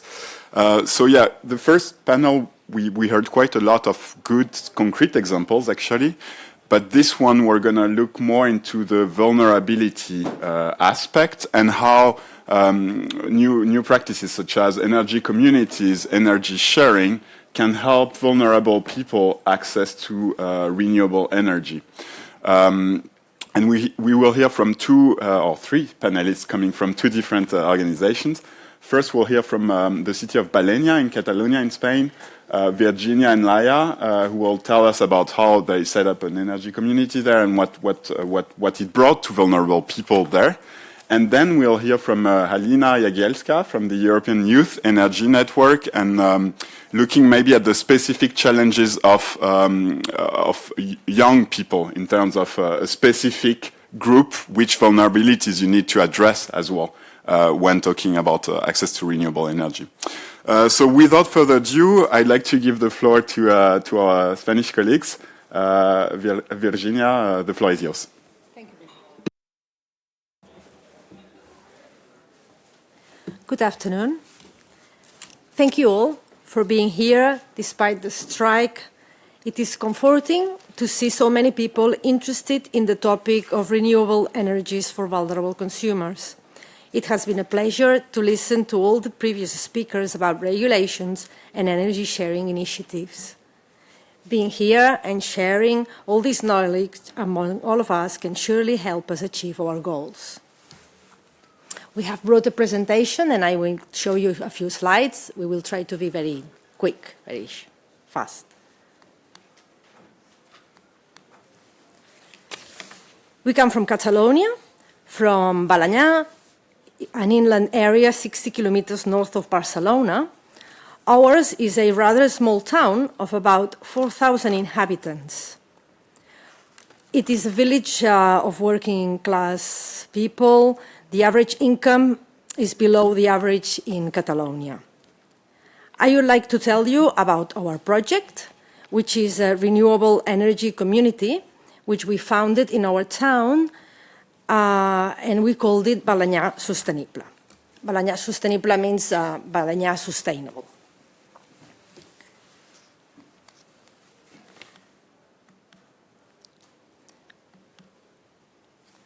Okay, here is just we go through what we've been doing. In 2021, we constituted the cooperative. Then in 2022, we had the first grant, the first subsidy.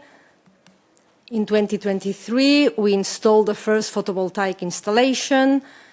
We also bought a car. And we started the project for vulnerable families. In 2024, we started with the international cooperation, which we are doing in Senegal. Last time, we brought some solar cookers there. And in 2025, we installed the sixth installation, the sixth site. Okay, now I will just go through how we constituted our community. On the left, there is the directive, which we all know. And on the right, I can list very briefly how we have been meeting all the necessities to cover the directive. So we are a consumer cooperative. The capital contribution for every member is 50 euros, and all the members have the same rights, and one member, one vote. Then we have done all the installations with credit banks, and we haven't had any large investment from a company. We have also had grants from the European Community. I also want to say that nowadays in Spain we can share the electricity with people living 2 kilometers away from each installation. Before it was much smaller, it was 500 meters.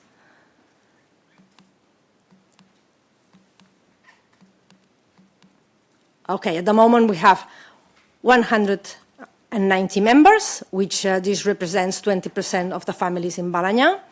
And these members are individuals, shops, and local enterprises as well, small. The goal of our cooperative is the energy transition. We also want to save money for all the members, and we want to assist vulnerable families as well. Thank you, Virginia. Now I'll shortly introduce you to the already executed projects. Within 4 years, we've installed 6 photovoltaic roofs, and it adds up to a total of 570 kilowatt peak in different roofs around the town, both public and private. We've also completed 6 chargers for electrical vehicles, and we own a shared electrical van that members of the cooperative and city council staff can use. But now the main question is, how do we integrate vulnerable consumers in Balañá Sostenible? So, well, 10% of the energy produced by Balañá Sostenible is allocated to vulnerable families. Balañá is a small town, but it has social services which exploits through la Mancomunitat La Plana, which, among other things, manages the social services for 17 towns in the county. Another thing is that Balañá can produce their energy thanks to the assignment of public roofs, and in return supplies energy, part of the energy for municipal facilities. And thanks to the Next Generation EU funds, Balañá covers 60% of the cost of the photovoltaic installations, and the other 40% of the cost charges 0.09 euros per kilowatt hour to the members of the community when they use our energy. So once Balañá could start to produce their energy, la Mancomunitat La Plana proposed different vulnerable families and covered the initial 50 euros of capital investment, so these families could be part of the cooperative. Not only we want to give free energy to those vulnerable families in our town, but we want them to be active members of our community and empower them. This is a spot of the Catalan TV that, together with the Barcelona delegation of the European Commission, visited us to highlight our project on the integration of vulnerable families into our cooperative. The agreement between Balañá Sostenible and la Mancomunitat La Plana to integrate vulnerable consumers into our energy sharing scheme has 2 main objectives. The first one is to establish the selection criteria for the families, so they receive our energy. And our initiative does not target extreme vulnerable families because these ones already have other types of aid from the Catalan government. However, we target moderately vulnerable families that they don't have access to social benefits, they have either low income and other types of, like maybe they are single parent families. And a group from our town that is moderately vulnerable are widowed women who never enter the labor market and then that rely only on their widow's pension. So with our help, this type of families can save up to 300 euros annually on their energy bill, which is a lot for those types of families. And the second objective is the creation of a fund, no, there's a mistake, not voluntarily, but for compulsory contributions so they can become members. And La Mancomunitat La Plana here puts the 50 euros for each family so they can become members of the cooperative. And this allows the empowerment of these vulnerable families. To sum up, this initiative supports and empowers vulnerable families in our community while establishing the cooperative sustainable model. Thank you.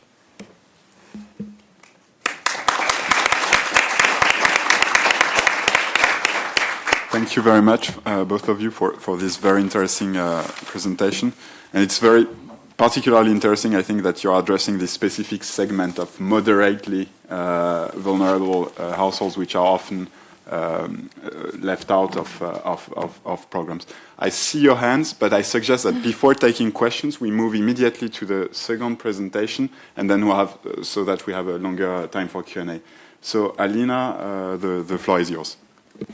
Thank you. I'll try to be dynamic so we indeed have the time to have a bit of the discussion. I guess the presentation is on. Okay, perfect. So my name is Halina Jagielska, that was already mentioned, and I've been in the youth organizations for around 10 years now. But the one that my focus is mostly put on right now is the European Youth Energy Network. So this is an umbrella organization that was created in the year 2022 with the vision of making youth more visible and more influential in regard of the just energy transition and the policies addressing that, mostly on the EU level. So the motto of us is placing youth at the heart of European energy transition, but why we do that? Our primary, let's say, aim is to build the intergenerational trust. So we believe that in order to sustain and also to develop this dialogue between different age groups that are influenced by the policies, but also making these policies, all of those age groups, they need to be equally represented in also deciding bodies, and hence we try to make youth more and more visible in the institutions as well, but also on the national or regional levels. So going further with that, as I mentioned, we are an umbrella organization, which means we have member organizations on the ground currently in 9 European countries, and they all together gather around 2,400 young people. By young, this is also quite important to go forward your questions. By young, we define 18 to 35 years of age. So the organizations, they are of course youth-led, non-profit. What is very important, they are energy-focused, which sets us apart from many climate umbrella organizations that do great job, but the focus that they have is a bit different, and we had the feeling there is a gap in the energy part. They may have regional, national, or local scope.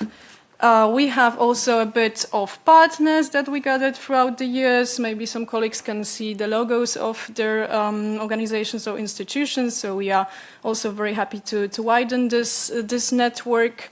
And then I will just go to the young energy consumers. So apart from being an umbrella organization, European Youth Energy Networks also have projects or task forces, as we call them. So the task force that I'm ahead of is Young Energy Consumers Task Force, and it was created in 2023.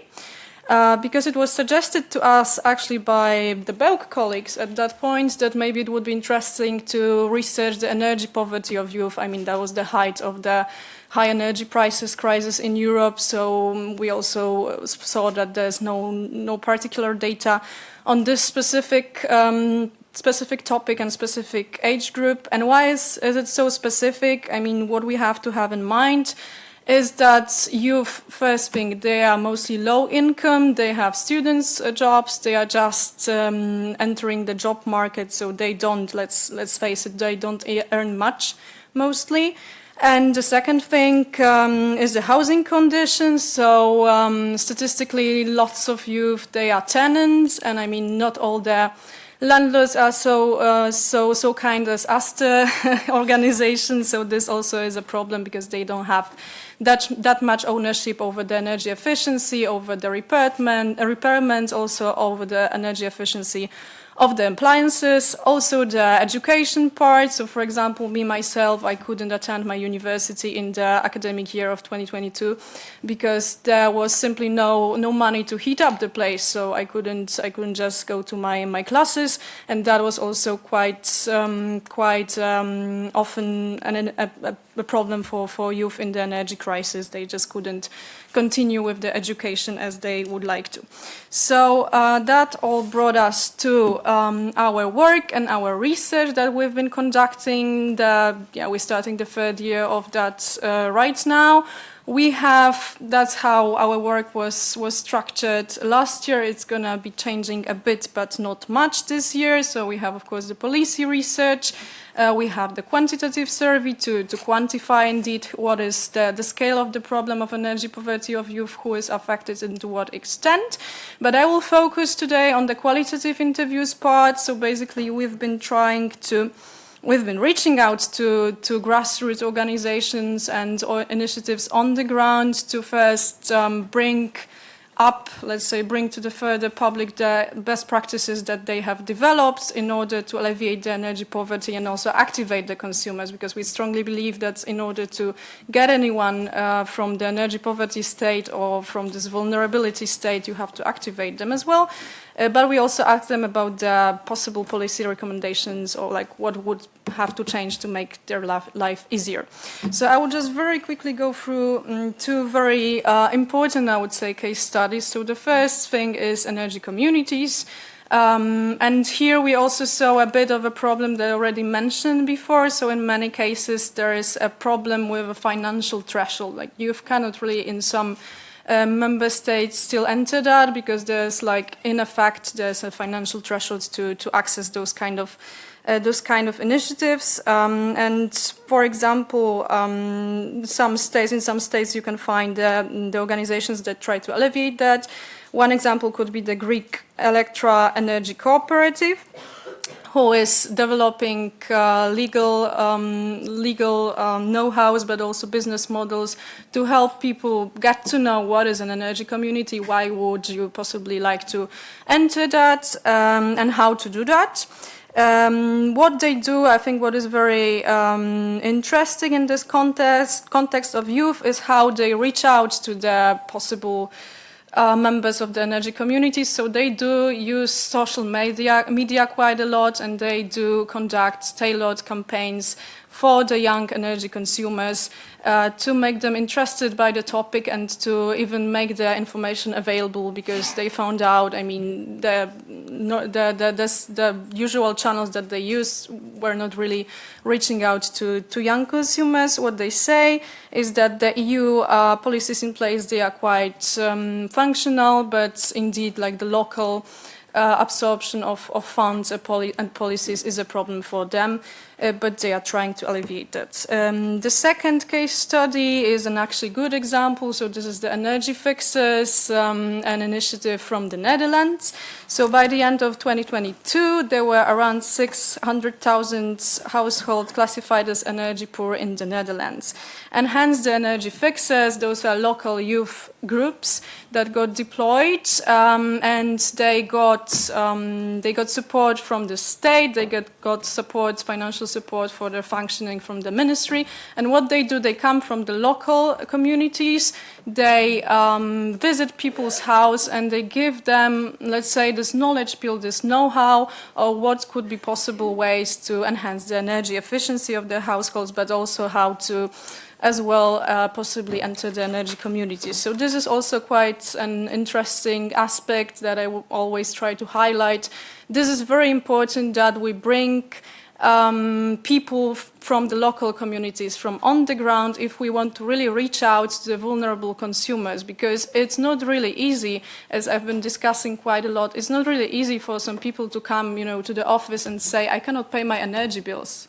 this is vulnerable. This is like, you know, putting yourself out there. So what we really saw during those qualitative interviews, it's really, really important that the message that we're sending is tailored to the people we want to reach. And this is also something like a message, my, let's say, classic message that I want to finish with. So we've been hearing as young people as well that everyone wants to, I mean, the policymakers, but also the general, let's say, public, they want to engage young people in the energy transitions into making it happen. But like to engage anyone, and this is a general, I think, idea, to engage anyone, you have to first understand their needs and also include them in what you are doing. So I would like to finish with that. Thank you very much, and open for your questions as well.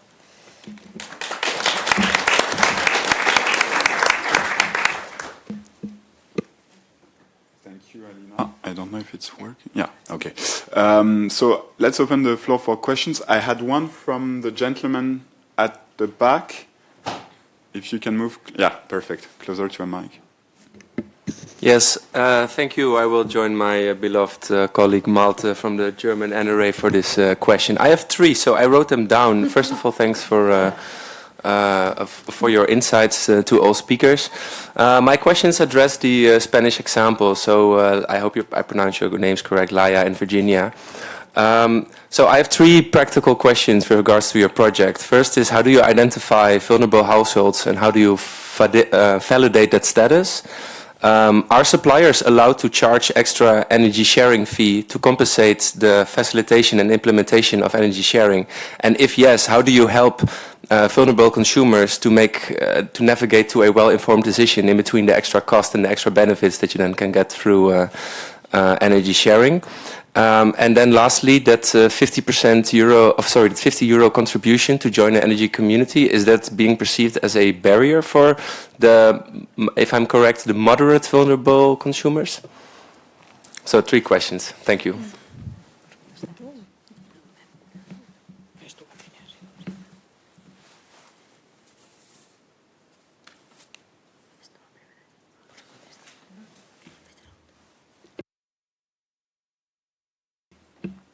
Okay. The 50 euros that all members pay are part of the capital of the cooperative. They are there. They are, if one day you decide that you want to leave the community, they are given back to you. So for the moment, they are there, just capital. And being a member of the cooperative gives you other benefits. No? You can use the car. We are starting to get discounts from a few shops from the village, that if you are part of the cooperative, you get a discount in certain shops and things like this. So if you are a member, you get some benefits. The other thing you asked me is, how do we identify the families? Do you want to answer this one? Yeah. So it's not our job to identify the families. We rely on La Mancomunidad, which is the organization that takes care of the social services. And it's a small town, so it's, I would say that they know vulnerable families, or like they can target and manage their ways to find out everybody's situation, especially to have the information on each household, the income, or if they had any type of aid in the past. So we rely on that organization that they can pick the families. It's not our job.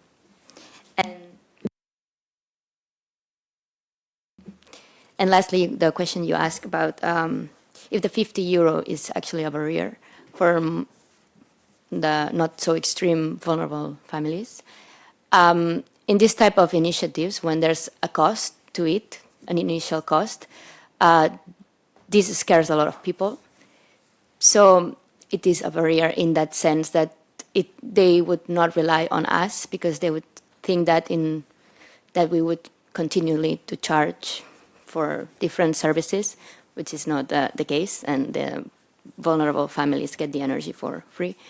But it would be more of psychological barrier for the future. Yeah.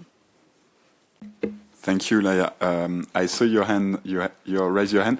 Just before that, I'd like to take a couple of questions online to enable everyone to participate. So there are two questions again for Balenia. Which regulatory requirements is Balenia sustainably subject to? And supplier obligation, consumer protection, billing requirements. So what are you doing here?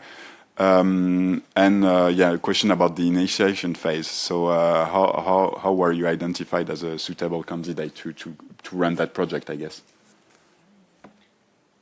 Yeah, the second, well, I'll answer the first one. Right. The first question. Yes, of course, we follow the regulations. Depends on which regulations. For example, we have to protect the data of all our consumers, so we follow all the rules. And with regards to billing, we have just well, at the beginning we were doing it voluntarily. The members from like us, we were doing it on the weekends. But finally, we have a new program that makes it easy for us, and we can bill every person with this new program called Hold It, which is things are improving constantly, and I'm not sure which regulations exactly he wanted to know about it, but we'll leave it like this. Okay. And the other one is regarding how was interested in the project established? How was Balenia identified?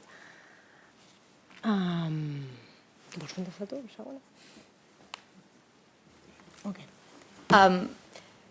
The initiation phase, I guess it's from how the cooperative was created. Maybe you could actually explain more because you founded the cooperative. But I could, no, because she can explain the difficulties. But so it was a group of friends from our town, Ramon over there and Virginia, and other that cannot come because we're from far away. But so they had this idea of sharing energy in between members of our town. And an option was to buy collectively solar panels and then install them in their roofs. But they had this idea that if they were doing that, they would be lefting out some other type of people from our town that cannot cannot put this initial capital because they don't have it. So they talked with our local government, and they list the public roofs, so we could actually share the energy with any person in the town. And use the roofs for 25 years. Yes, and we have a 25-year lease of the roofs. Yes. Thank you very much. So one of these very small-scale projects that Roland was speaking about at the beginning in the energy communities world. I have a question over there. Yes. Yeah, thank you for sharing your project. I was going to ask, I imagine you consider different alternatives on how to finance the initial investment. I think that 50 euros are some kind of a social capital, but not a capital for paying the photovoltaic plants.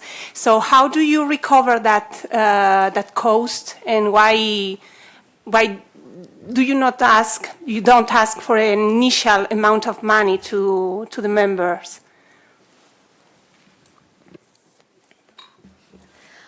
Okay. At the beginning, because this is very costly, as you know, at the beginning we thought that perhaps people would have to pay more. People would have to pay 1,000 euros to become a member of the community. And then it would be easy to pay the solar installations. But because we are using the roofs from buildings from the town hall of our village, we thought it was kind of unfair to ask persons from the village to pay for the installation of solar plates on top of a building that was from the town hall.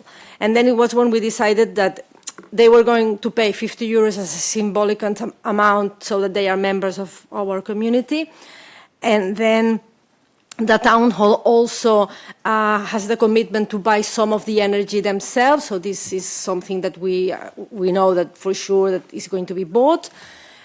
We also had from Banca Etica, we have had banks have been interested in our project and they have given us credits at very low interest, and we have also had subsidies from CEER Implementa, which is part of the subsidies from Next Generations. We have had some subsidies, but the difference between the subsidies and what we have to pay off, we hope this will be able to be paid off with the amount we charge our members. Yes, at the moment it's working. We hardly make any benefits, but we are doing so far okay. Yeah. Thank you.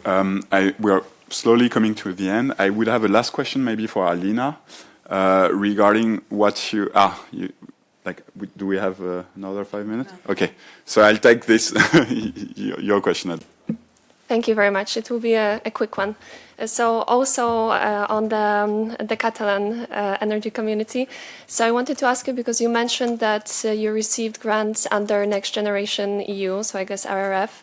And we know that receiving EU funds, it can be sometimes quite challenging. So could you maybe share a bit about your experience with the application, but also handling this grant? And also follow-up question, do you consider also, and did you maybe consider applying for other funds, EU funds, for example, under cohesion policy? Thank you.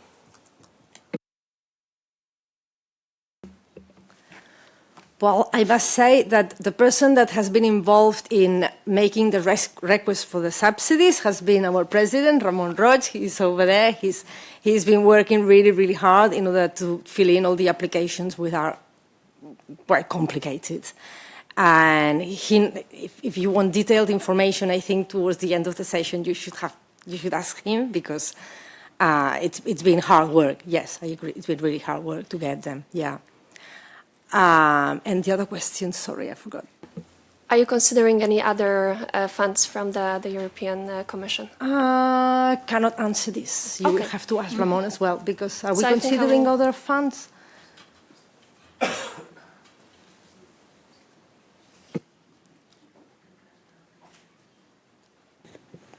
Well, it's possible. It's possible. Yes. I think yes. Yeah. Okay, so. Why not? So yeah, let's continue this conversation after the session. The last question, so to Alina, I would ask you, Alina, maybe what you see as your priorities over the next few years, maybe to better involve young people, youth organizations as active consumers, energy consumers. Yeah, thank you. So couple of things. We'll just go very quickly through them. We will continue the business as usual on the energy consumers and activating them, but we also want to address a bit the vulnerable communities in a way that we want to speak more about the post-mining regions, but also post-heavy industry regions, because as probably everyone has seen, there's a big runaway of young people from that regions, and not necessarily because they want to move, but they kind of feel the need. They need to move because of the lack of also efficient housing, energy efficient housing in there, and also a lack of perspective. So we would like to focus on that. And we are also, as mentioned, deploying quite a big survey, so a quantitative survey in the European countries to quantify this exactly what is at this point the state of affairs in terms of energy poverty. So who is affected? We were first plan was to deploy that within the university students, but then we realized that indeed not everyone is studying, so we really want to reach out to as many different backgrounds as possible. So this would be our go-to for the next months. All right, thank you very much, Alina, and thank you to all the panelists. Round of applause. And I'm giving back the floor to our Master of Ceremony. Masterful, yes, indeed. So we have a final session, last but not least, and I think this is also part of bringing everything together that we've been hearing so far, and now looking at the rule book and the role of regulators in finding solutions to make a lot of these things work and to keep in mind the different types of consumers, youth, vulnerable, middle class, the not quite vulnerable enough who fall in the gaps of the various policies and all the different solutions that might be out there but need help getting off the ground. So maybe ask the final panel members to join me here on the lovely red stage.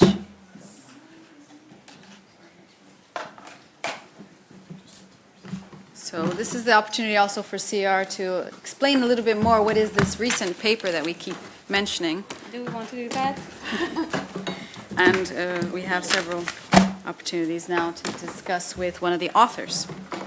Very good. So again, I will not be abusing of the mic in this session. We have a professional moderator. I say professional in the sense that he's intimately informed on energy community issues, as he is one of the team members in DG ENER in the unit Alejandro leads energy.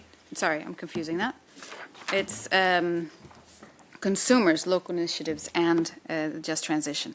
So he'll be taking over the reins here and filling us with enthusiasm on how we can address regulatory barriers and find solutions to get these different models to really interact and to function with the system and with people. Thank you very much for that generous introduction. Everything was correct, so much appreciated. From my side, it's my obligation as moderator to, of course, introduce to you our distinguished panel members here today. So please do excuse me if I make an error pronouncing the name, but I'll do my best and correct me as you see fit. So first of all, we have Judith Krajc. Close enough. So she works at the Hungarian Energy and Public Utility Regulatory Authority since 2016 as an international electricity expert in the International Affairs Department under the Vice President for Strategic and International Affairs. Very much welcome, Judith. Yes, I thought it was for yourself, your applause, but okay. Seamus Byrne. Close enough, yeah, Brian. Is Policy Officer at the EU Agency for Cooperation of Energy Regulators, also known as EESC, of course, leading electricity and gas retail market monitoring activities within EESC. So very much welcome, Seamus. It's a true pleasure to have you. And then last but not least, we have Carlos Castel, who works at the EU DSO entity as team lead for the EG coordinators, the expert group. So with that, we have that out of the way. We have a full introduction of our panel members, and we can dive into the question of, or the questions of today. Now, first of all, what is the structure? I will have a first batch of questions for each of you. One, you will have 5 minutes to reply. We will have 20 minutes to go through them and solve everything that we have identified as an issue here today already, right? That's the plan. Then there will be a second round of questions also for you, and then towards the end there will be 10 minutes of Q&A. So hopefully we can manage that, and you can ask your questions. Should remind you online, also for our online audience, we have a Slido, so please feel free to anonymously or identify yourself and ask a question, and we will try to pick them up throughout this session. Okay, so first batch of questions, and for the first batch we focus on challenges, and the second batch we go into the solutions. So my first question would be for Judith, who's the co-author as well of this long-awaited report on demand response, energy communities, energy sharing. Can you tell us a little bit or summarize what are the key barriers and solutions for the implementation of energy sharing and energy communities? Now, I'm very happy that I can make a spoiler for the paper published. So thank you. Thank you so much. So, a summary is very hard to make because we explored 4 modalities: demand response, self-consumption individually and collectively, which is another term for energy sharing, and energy sharing within the communities. We found a lot of barriers for each of these modalities, not self-consumption because that's well deployed, but energy sharing and energy communities as well. And we thought that we don't have to make a definition chapter because everyone knows what's what, but maybe it's important to highlight that energy sharing is one of the activities, one of the many that energy communities can make. And we have found that in many member states, even that one single first entry activity faces barriers to perform. And very interestingly, but maybe based on my interaction, understandably, the first 3 barriers are mostly identical. The first is the lack of awareness of the possibility, trust, and access to technical expertise. We group these lacking soft skills into one batch. And the second is lack of framework, legal, administrative. And the third are always legal challenges, licensing, agreements between participants, roles and responsibilities unclear. And then these were common for all of the countries answering. And after that, there was a divide. And interestingly, most of the problems have been marked the most important problem by at least one member state. These are network capacity constraints, conflicting or unfavorable cost-benefit analysis or conflicting incentives, lack of clear goals for communities that came up very high, or lack of access to financing. Taxes, for some volatile market was against entering into new activities. For some, this is the business case, like demand response. So the barriers are many types, but one. How am I with my 5 minutes now? Past. So we have to address soft barriers, financial barriers, legal barriers, which NRAs are not entitled for all of the range to tackle, and vision barriers. If the legislator doesn't have a clear view what they want to drive the grants, the subsidies, the consumers, the market toward, then the interest will be sporadic. So we'll have to approach in a concerted way. We have to coordinate with the legislator. We have to coordinate with market actors, and we have to educate. And maybe that's for the barriers. Excellent. Thanks for that high-level, comprehensive overview. Those who want to learn more, of course, can dive into the report as well.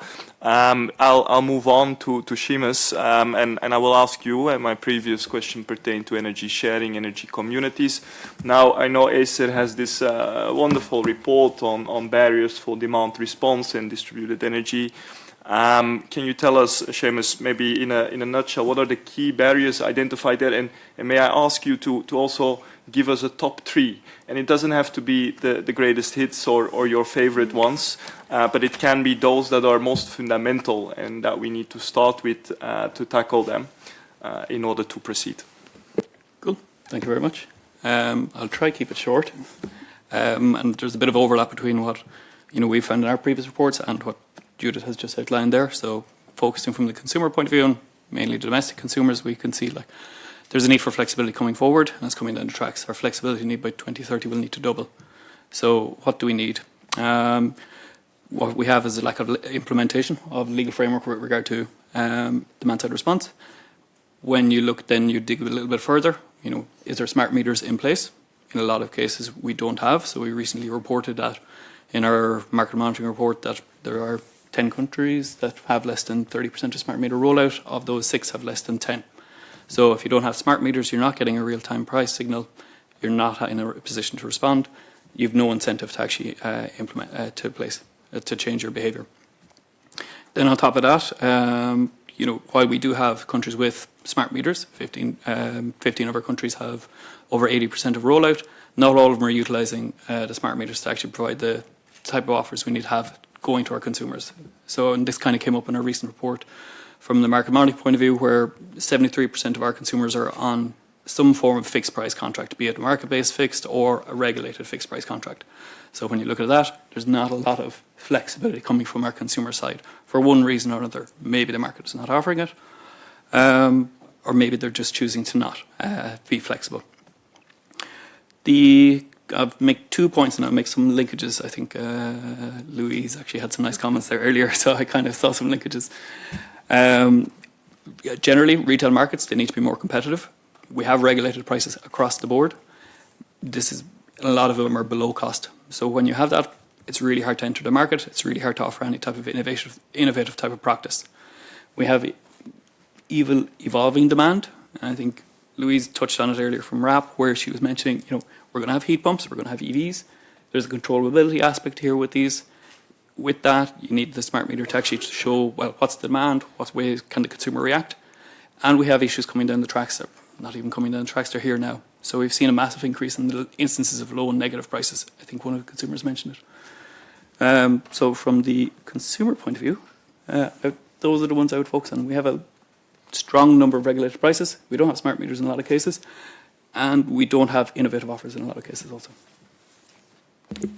Very good, excellent, very, very clear, and they're all interrelated, of course, with each other. But I do understand that smart meters, that's where it all starts, of course. And then, of course, also accessing that data, which is something the Commission is also working on through its implementing acts on data interoperability. And we have our first one already issued here on access to metering and consumption data. That was some shameless self-promotion. As an institution, we do hard work, so we should also be entitled to show that. This is a shout out to my colleagues Dina and Kostas. Okay, so Carlos, on to you, the DSO perspective. So we're quite keen. We already heard, I think, from one of the previous speakers, access to the grid is an issue. And Nathalie promised to get back to that. So have a think about that when answering this broader question on what is the role of network operators in facilitating energy sharing and energy communities. Okay, thank you very much for the nice introduction. And that before aborting this point, let me clarify who we are. So the EU DSO entity, we have 830 DSO members across 27 member states, and then who connect to 95% of the customers for electricity. So we take the responsibility to speak on behalf of all DSOs. So having said that, the role of DSOs, the responsibility of DSOs is to distribute electricity in an efficient, secure, and reliable manner, while also facilitating markets. So in order to facilitate or to integrate these energy communities and flexibility, DSOs do it through upgrading infrastructure, as already said, on the capacity. It's as a part of the role of having efficient use of the assets. So we try to maximize the use of the assets to the maximum of the capacity, but also in order to allow the integration of all these new assets, capacity must be increased in the areas where it's necessary. That on one hand. And then on the other, we are in an evolution of the power system. So now we are not anymore in the old centralized way. We are in a decentralized system with directional flows, where smartening also is part of the investment and is something necessary for DSOs to manage this new reality. And then that would be the part of DSOs, and then moreover, also DSOs are supporting the customers in navigating these and exploring more decentralized ways of distributed generation, as we clearly see the potential of energy sharing in terms of integration of renewables and also the potential to foster demand response. And then, last but not least, DSO entity is developing cooperation frameworks together with ENSOI in order to facilitate the customer access to flexibility services and also to ensure the efficient operation of the system. And some examples here we have a proposal of network code demand response, which now EESC has submitted to the Commission. We also are working on a methodology to assess the flexibility needs together with implementing regulations on demand response. Very good to hear. Also, DSOs keeping themselves very busy in these daunting times where much relies on their shoulders and their capacity to certainly operationalize these decentralized energy schemes. So thanks a lot for that, Carlos. I see we're actually quite well on track with the time, right? So maybe we can mix it up and get a question from the audience. Anyone wants to dig a little bit deeper into what was said by the speakers? Luisa?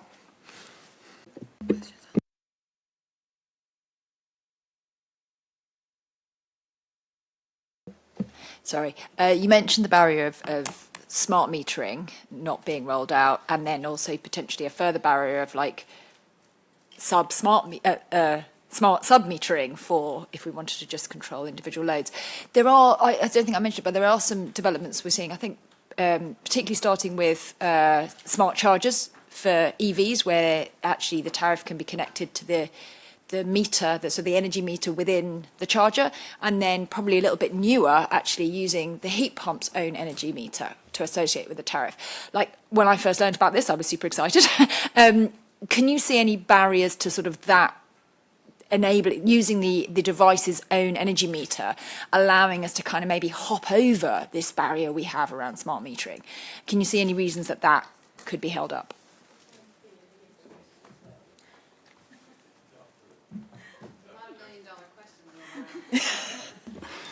I was actually going to parry to the DSO, but you know, in general, it's like from a supplier point of view, if you've how do you get the access to the meter? Who's the sub-metering? How has it been managed? How is that data flowing to the DSO? How can they manage that? And how is the prices? How are the units being allocated and calculated at the end of that?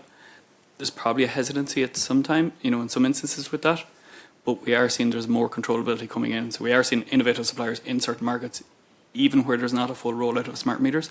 So I can see some companies already, I think Taper is probably the best one that I can see, where they're taking more control. They've taken control, like they understand that, you know, consumer doesn't need a car to be charged at 6 o'clock when they get home in the evening. They need the car to be charged in the morning when they're leaving. So there's kind of there's a switch around there. But I think our DSO colleagues are probably better to answer this one. Well, let me try. Well, indeed, smart meters is a big asset, but we all know there are some cases where they are not available. But for that, that's something that we have also discussed in the network code demand response, those dedicated metering devices who should be capable to communicate with the main meter device. And what is important for demand response is that the DSO can measure what service is being provided to the grid. So what is important for us is that those DMDs are able to communicate with the main one. And indeed, this is an open question. This is something that to be done by standardization organizations to find a way to unlock this mass scale producer of those assets.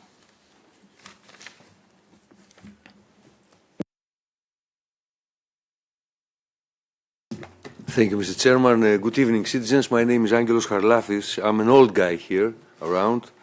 Lately, 3-4 days ago, I'm participating as an independent consultant to the ENSO G and ENSO E consultations and discussions.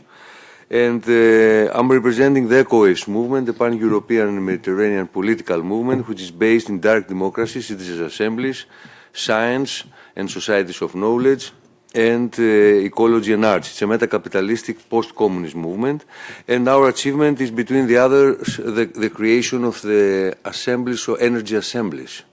Apart from the energy communities, we have energy assemblies, you know, and also the Commission is financing such things. So the question is on the regulatory framework that you are discussing here. Could these assemblies and citizens and communities, energy communities, play a role in the barriers you are facing on the regulatory framework? And if yes, how this can be done, or no? How this can be done, if no? I'm going to be very sincere here. I'm not familiar with the concept of energy assemblies. For energy cooperatives, yes. But would you clarify, please, the term how it is different? Mainly in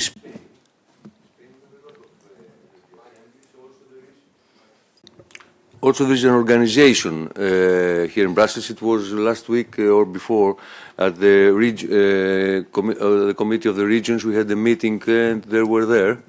I can pass you the details, but if you Google, you can find a lot of information in Europe. Thank you. That will limit my answer to a certain extent. In any case, as I said before, energy sharing is an activity, and energy communities is a certain form of energy cooperative energy approaches. It is not excluded that in national jurisdictions this is allowed, this is fostered, this is subsidized, but we can see that the specific form of energy communities is one of the key barriers, that it has to have a legal entity. It is subject to the same licensing obligation as any other market participants who wish to perpet a certain activity. These characteristics makes it special, and it also that it originates in European legislation. European legislation, since it is a directive, I wouldn't want to say that wants to replace, but to empower national legislations.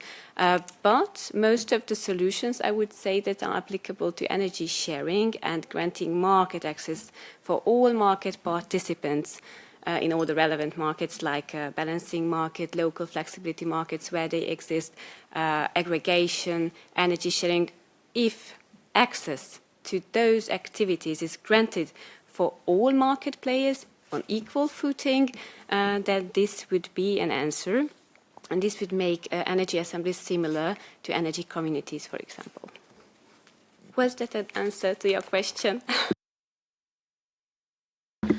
Voila. That was a useful intermezzo. So thanks a lot for your questions as well. Much appreciated. And with that, I think we can shift to the next round, the next batch of questions, which will focus a little bit more on solutions and will actually rhyme quite nicely with what the gentleman has just proposed to explore how energy communities can also then be a solution to some of these wider issues discovered. But I will keep it more broad for you, Judith. You can be eclectic or comprehensive. Be mindful of the 5 minutes. Is what factors should NRAs ultimately take into account when they develop an operational framework to help enable energy sharing, energy communities, and demand response? Sorry. Thank you. So then I will go on spoilering the deliverable. I mean, we called it deliverable, but it's a paper, the report we prepared. So we addressed the 4 modalities, and we're looking for solutions for energy sharing and energy communities, but realized in the project that we have to make a previously mentioned value proposition. So we cannot consider them separately from each other, because the consumer in the end will have to make a decision. What do I do? Do I flex through an aggregator? Do I engage in energy sharing with my neighbors, which is said to be a privilege of the affluent, as was previously hinted at, I guess? Or do I want to invest time and effort in a socially more noble challenge to be part of an energy community? So this is the question the NRAs and the legislator has to answer. And the paper this covers this whole range of complex issues. So I would say that the factors we have to take into account, that the challenge actually is making a centralized system, a system that's regulation is based on a centralized concept, but which assets are decentralized, follow up with the regulation and with the legislation to the decentralized nature of the system. But during that, no uniform solutions exist because you have to be mindful of your actual challenges. You already have dynamic price contacts that maybe energy sharing won't be the thing that you want to purport the most because your consumers already flex, they have good flexible behaviors. Maybe it's not your first priority. What is your energy mix? What is your market setup? Do you have sufficient competition on retail supply or not? These are all things you have to be mindful when designing implementation, but it's very important that the NRAs do not have as their mandate to promote these things. They have to make the grid work in a reliable manner, with least cost, in a very good quality, and in a non-discriminated manner. So what we have to do is monitor barriers and monitor discrimination and remove that.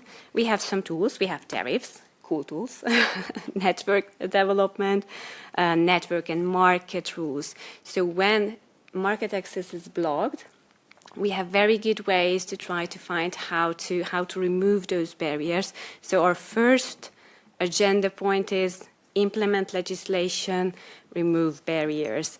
And we have to coordinate incentives with the legislation.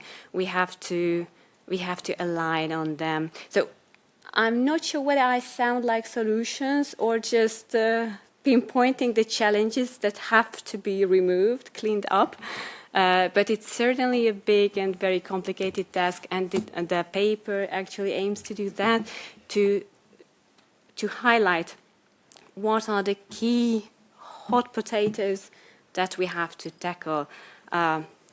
We talked about data, that NRAs have very little data actually for these new activities, so we have to get that. But the consumers need to have them, and the service providers, aggregators, suppliers, energy communities, energy sharing organizers, we haven't talked about them yet, need to have the data, and most of this data comes from the DSO.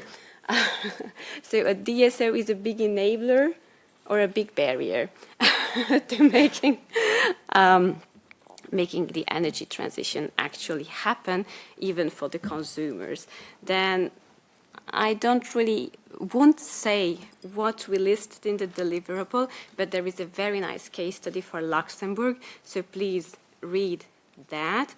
But the very key message of that, and I think in the first paragraph it is also mentioned, that whatever the final concept is, it has to consist a reasonable effort for the consumers. If it's not reasonable, then it's a lot of work for nothing. Thank you. Excellent. Value proposition for consumers. It's a nice way of looking at it, because it's for consumers indeed. So it's not only about, I guess, saving costs for the system, but also making sure there's something in it for the consumers so they engage. So it would be interesting actually to understand how that then can reflect in something as complex as a network tariff design. And thus I will ask the question as well to Seamus. You know, EESC came out very recently with a report on electricity network tariffs, making them fit for the future. I think I haven't read it in its full extent, but I saw a general tendency towards a mixture of energy and power-based network tariffs, where the power-based component needs to become more prominent and needs to be differentiated in time, essentially. Now, at the same time, we heard also from the previous panel that energy communities are benefiting from network tariff reductions. Network tariff reductions that are mostly rooted in the energy-based component of the network tariff, and thus provides this value proposition for the energy communities. At the same time, it is also questionable, potentially, whether they are fully cost reflective. I would be interested. What is Acer's perspective on this matter, to the extent you can be as concrete, Seamus? I don't think it will be concrete. It's not my paper. So I like that you haven't read it. I haven't read the full thing either. It's something we've outlined, that it's been highlighted within the Commission's action plan for affordability. There's cost pressures coming on the network. There's massive investment that's going to be needed within networks, mainly DSO networks. We currently have, I think that paper reports that there's a potential cost pressure on constraints up to between 75 and 100 billion by 2050. These are upward cost pressures that are ultimately going to be paid for by the consumer. So what I would say is what we will be looking at from the retail point of view is, well, what is the consumer paying today? What way does that bill break down? It's 50% energy component of last year, but that will fall. That's coming from a high energy component price. So that component is going to fall, but you're going to have investment in the network. So that network component is going to rise. Is there a one-size-fits-all as to how you tariff your network? Probably not. You will have different components. Maybe you can learn from your different member states. Maybe there's something you can apply that way. Is it volumetric? Is it capacity-based? Maybe there's a hybrid approach then as well. From the consumer point of view, you'll have difficulties potentially, because we're focusing, and a lot of the talk today was on the energy component, and this need for dynamic price contracts, more flexible contracts. But you might have instances where there's not alignment between your network component and your energy component. How do you message that to the consumer? Because are you going to be sending consumers updates on, well, network component is low now, good time to consume, energy component is quite high. What will they know? And I think it was Sven earlier, he's very clear on the communication aspect. This is really important. Price signals are important, but also you marry it with the need for proper, clear communication to the consumer. So I'm not going to fully answer your question because it's not something we've looked at just yet on the retail side of things. But there's a cost pressure coming on it. So it's, well, what will work best for the consumer? And what are the considerations we'd have? And it's like, well, how do you bill it? What's potentially a good way of looking at building in a future where you have higher intermittency and growing intermittency? And how do you marry that with the potential conflict or different signals via the energy component and the network component? Yeah. Very good. Judith, you want to react? Yes. Yes, if I may just add a little sentence. We had a chapter in the paper on how network tariffs are approached, and we found that tariff discounts are only granted if there is where it is proven that higher network levels, voltage levels aren't used. There was either a geographical limitation, a couple of 100 meters or a kilometer, or voltage level limitations. So we see that in most jurisdictions, when it is applied, the discount is very limited, as we think it should be, as is in harmony with tariff principles, which is cost reflectivity, unfortunately, and luckily at the same time. Okay, we take away no straightforward answer, but it's a bit of the red line here as well, or not the red wire, as we call it in Flanders, in Flemish at least, is that we don't have necessarily the European solutions in the one size fit all approach here today for you outlined. However, we do have the variables that need to be considered and taken into account when performing the daunting job of a regulator and making sure energy sharing communities and demand response become integral part. So thanks a lot, Seamus, as well for that elaboration. We look forward actually to this upcoming work then on retail markets and how to rhyme these potentially conflicting price signals with each other in a way that is smooth and understandable for consumers. No doubt aggregators and innovative suppliers will have yet again a role to play there. I want to move on to the DSOs because we heard that you can be an obstacle and an enabler, which is of course it's just the consequence of being the gatekeeper and a very important actor, of course, in the energy system. Now, what I would like to understand from your side as well is if data is so important and it needs to be exchanged from hands to hands for services to be provided in the market and for consumers to have trust in innovative offers, what tools do network operators need to make also sure that this data is handled in an efficient way, and a timely manner as well, in order to improve and optimize services ultimately as well? Yeah, well, thanks for that question. Indeed, data sits at the heart of it, and especially now with energy sharing, energy commuting, we are moving from DSOs to have to arrange data exchanges between a handful of service providers with millions of customers, and now we are moving to interactions between millions of customers and millions of customers. So that's a huge challenge for DSOs to operate that in terms of digitalization, and also as illustrated here before about the standards, what kind of data, how the systems speak to each other.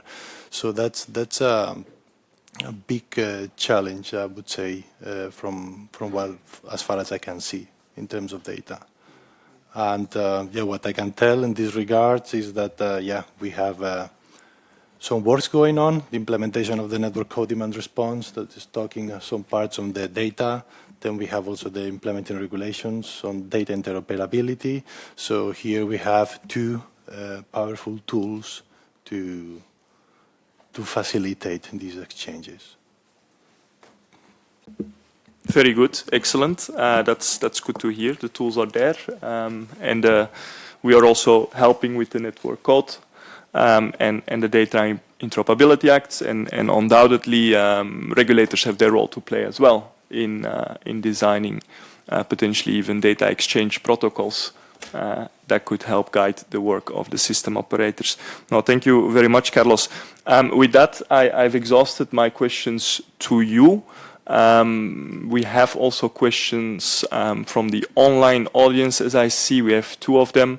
One of them is targeted to Seamus, so maybe I'll start with that one, if you don't mind. You want me to read it for you out loud, and you can just relax and sit back, or?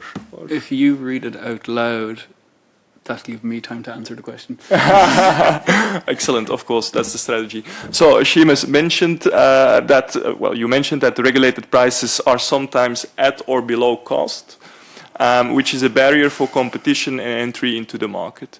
From the consumer perspective, competition is only valuable insofar as it provides lower cost. How is it beneficial for consumers to remove regulated prices if this necessarily means higher costs to them? Good question. What we can see is, and what we have seen in the last few years is, there's been regulated prices in for many, many years for a lot of consumers. Generally, the stated reason is to protect the vulnerable consumers. I think the question we've had a few times here is, what's the vulnerable consumer?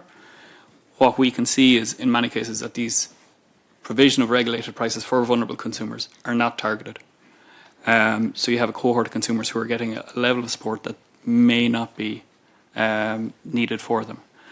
In addition to that, if you have a system where you have continued regulated prices for everyone, and the cost of wholesale prices is way in excess of what the retail price is, you're going to bring cost pressures on to, in most cases, public finances. Or how is the regulated price paid for? Ultimately, it will be via the social government or the government is in place to cover the cost of these. But if you're transitioning away, it needs to be managed out. So you will have to identify, well, which cohort of consumers here need the support to continue and work it out that way. But like if you look at the cost pressures we have, the changes we have and are coming down the tracks, you know, we have people coming, EVs, heat pumps, these are all things that have been mentioned. If you are on a regulated price that's fixed, there's no flexibility, there's no incentive to actually adjust your behaviour at all, or ever. Why would you? If you're paying 9 cents per kilowatt hour at 6 o'clock, come home, charge your car, run your heat pump, you've no need. But that's going to bring a cost onto all other consumers. So if you have inflexibility in your system, you're going to need a new network. Who's going to pay for that? That cost will actually ultimately come up as well. So the whole point of actually being flexible is to adjust the behaviour of the consumer to actually get them to bring down the cost for all other consumers. There are opportunities there. It's a behavioural shift. It's a term that we've heard quite a few times now. But a regulated fixed price contract or below cost price incentivizes zero behavioural shift at all. So.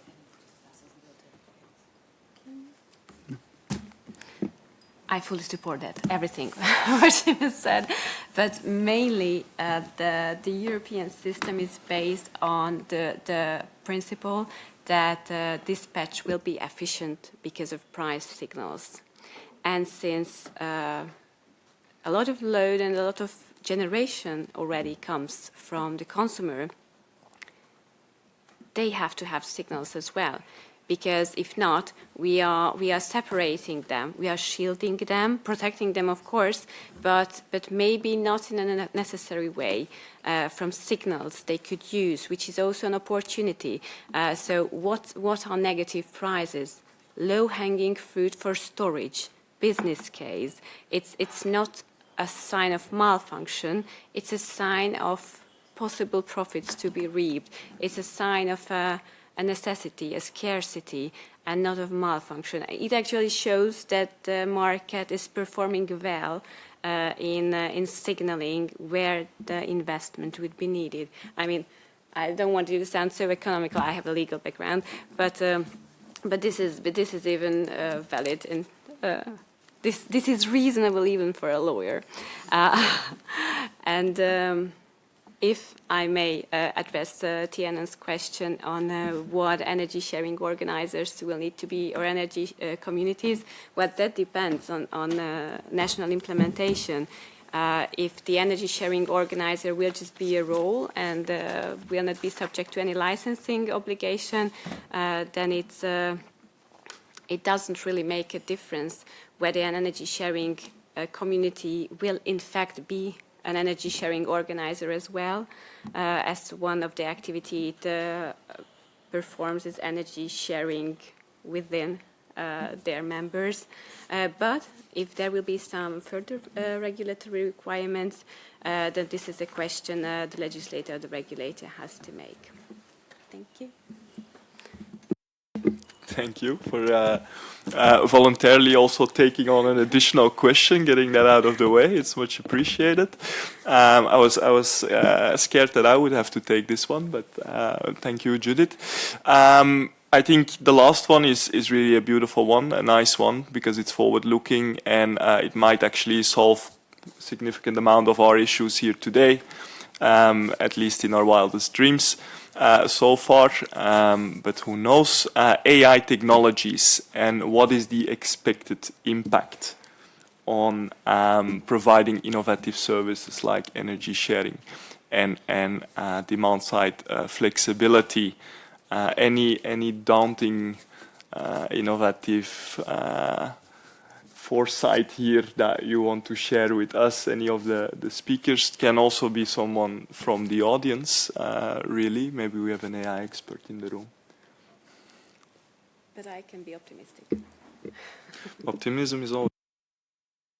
So an optimistic take on this last question would be if AI tools make it easier for a very coding-heavy product to be easily produced, then that would increase competition for innovative services. And that would be very welcome on retail markets. If AI enables that we are welcoming it. Excellent. And the second part of the question is, of course, what about consumer protection, data protection in particular, cybersecurity risks, the other side of the coin, let's say.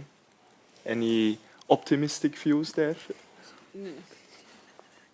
Yes, please.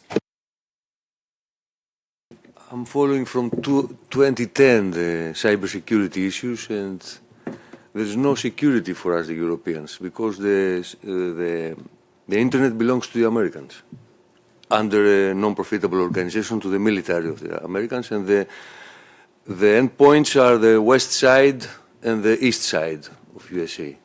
So whatever they want, they can know. That's why our proposal is the creation of the CNET, the European Internet, which is only a protocol of TCP/IP, 10 million euros, some universities and small and medium enterprises to remodernize this protocol, and we can have our own Internet. And in this way, we balance the monster of the Internet, as I have spoken to the Eurocontrol, so that we have 2 or 3 or more monsters which they compete between them and create a balance. Because if we use artificial intelligence in the way of today, we are going to be stupid at the end of the day. Thank you. Yeah, maybe on the topic of the cybersecurity, also for DSO entity is high on the agenda. So we are now in the implementation of the network code on cybersecurity, and as we see that this plays a key role on demand response, as demand response foresee a lot of new assets connected to the internet.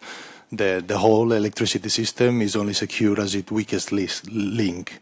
So that's why with the cybersecurity network code and the methodologies that are coming through, we are trying to set high standard across the board, so including all the players and manufacturers. So this is also that is happening. Okay, good to hear that's being tackled. Yes.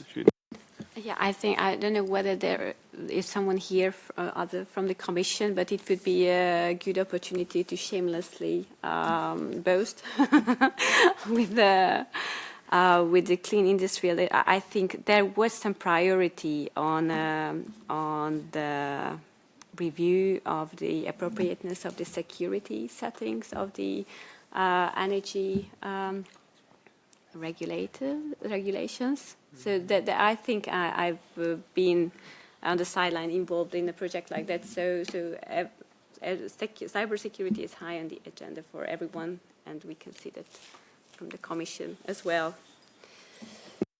Super. Okay, voila. So it's on our radar, and we are as forward-looking and innovative with our technologies as we are with our regulation and protection of consumers. I think with that, we're right on time, and we can wrap up. So I want to thank our panel members. Please give them a round of applause. And I pass it back to the Master of Ceremonies. The Master. This is like an episode from Ghostbusters. We've got a gatekeeper, and the regulator is the referee, and and I'll be the master of the keys. So we're reaching the end of this afternoon's session, and thank you again to everybody who stayed with us and who was able to come to Brussels despite the strike, and who are online with us, and unfortunately not able to be with us, but still online. As Karen prepares to give some closing remarks, we just wanted to take the chance to ask shamelessly, there's a lot of shamelessness going on here, to ask if you wouldn't mind reviewing today's event. And we have a Slido to give us your feedback on how we did today. We're always trying to improve and to bring interesting issues and people and experiences, but very much welcome your feedback, and we try to do something even better next time around. And I'll hand over to our closer of ceremonies. Thank you very much, Natalie. I promise I'll be brief.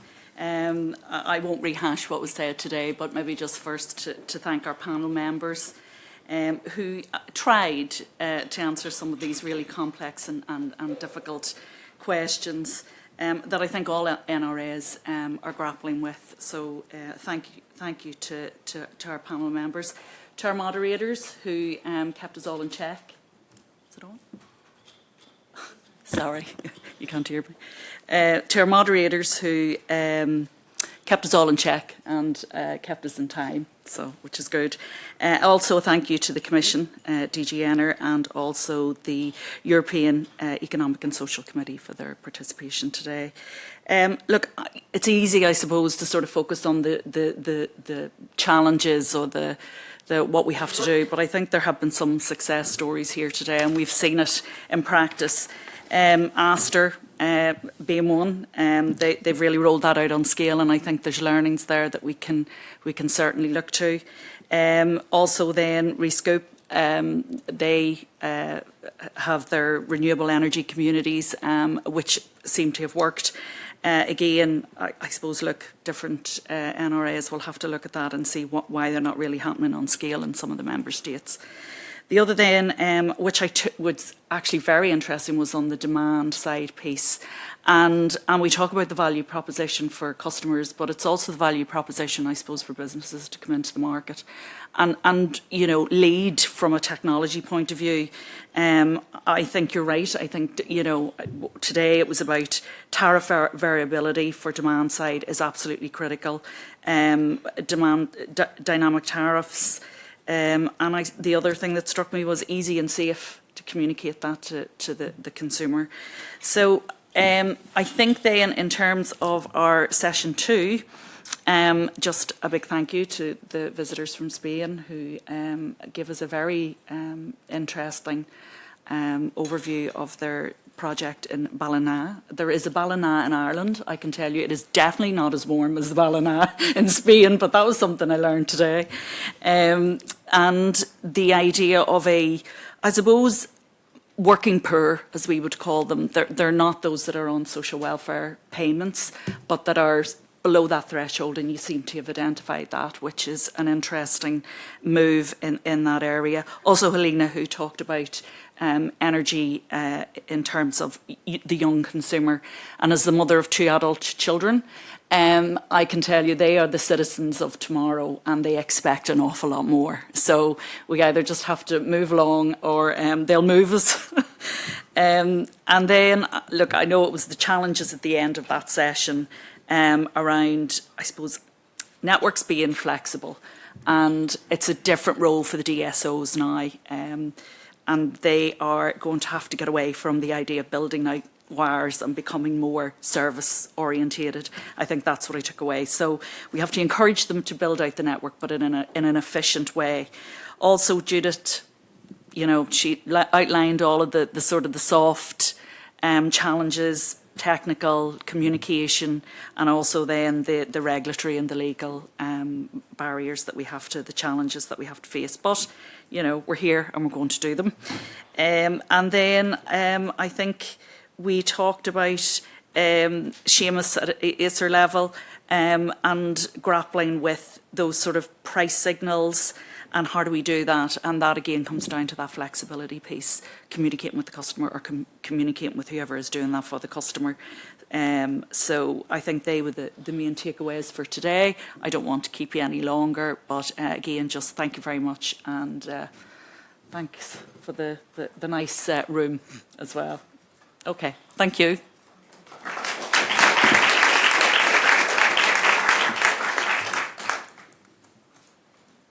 Okay, I'm off.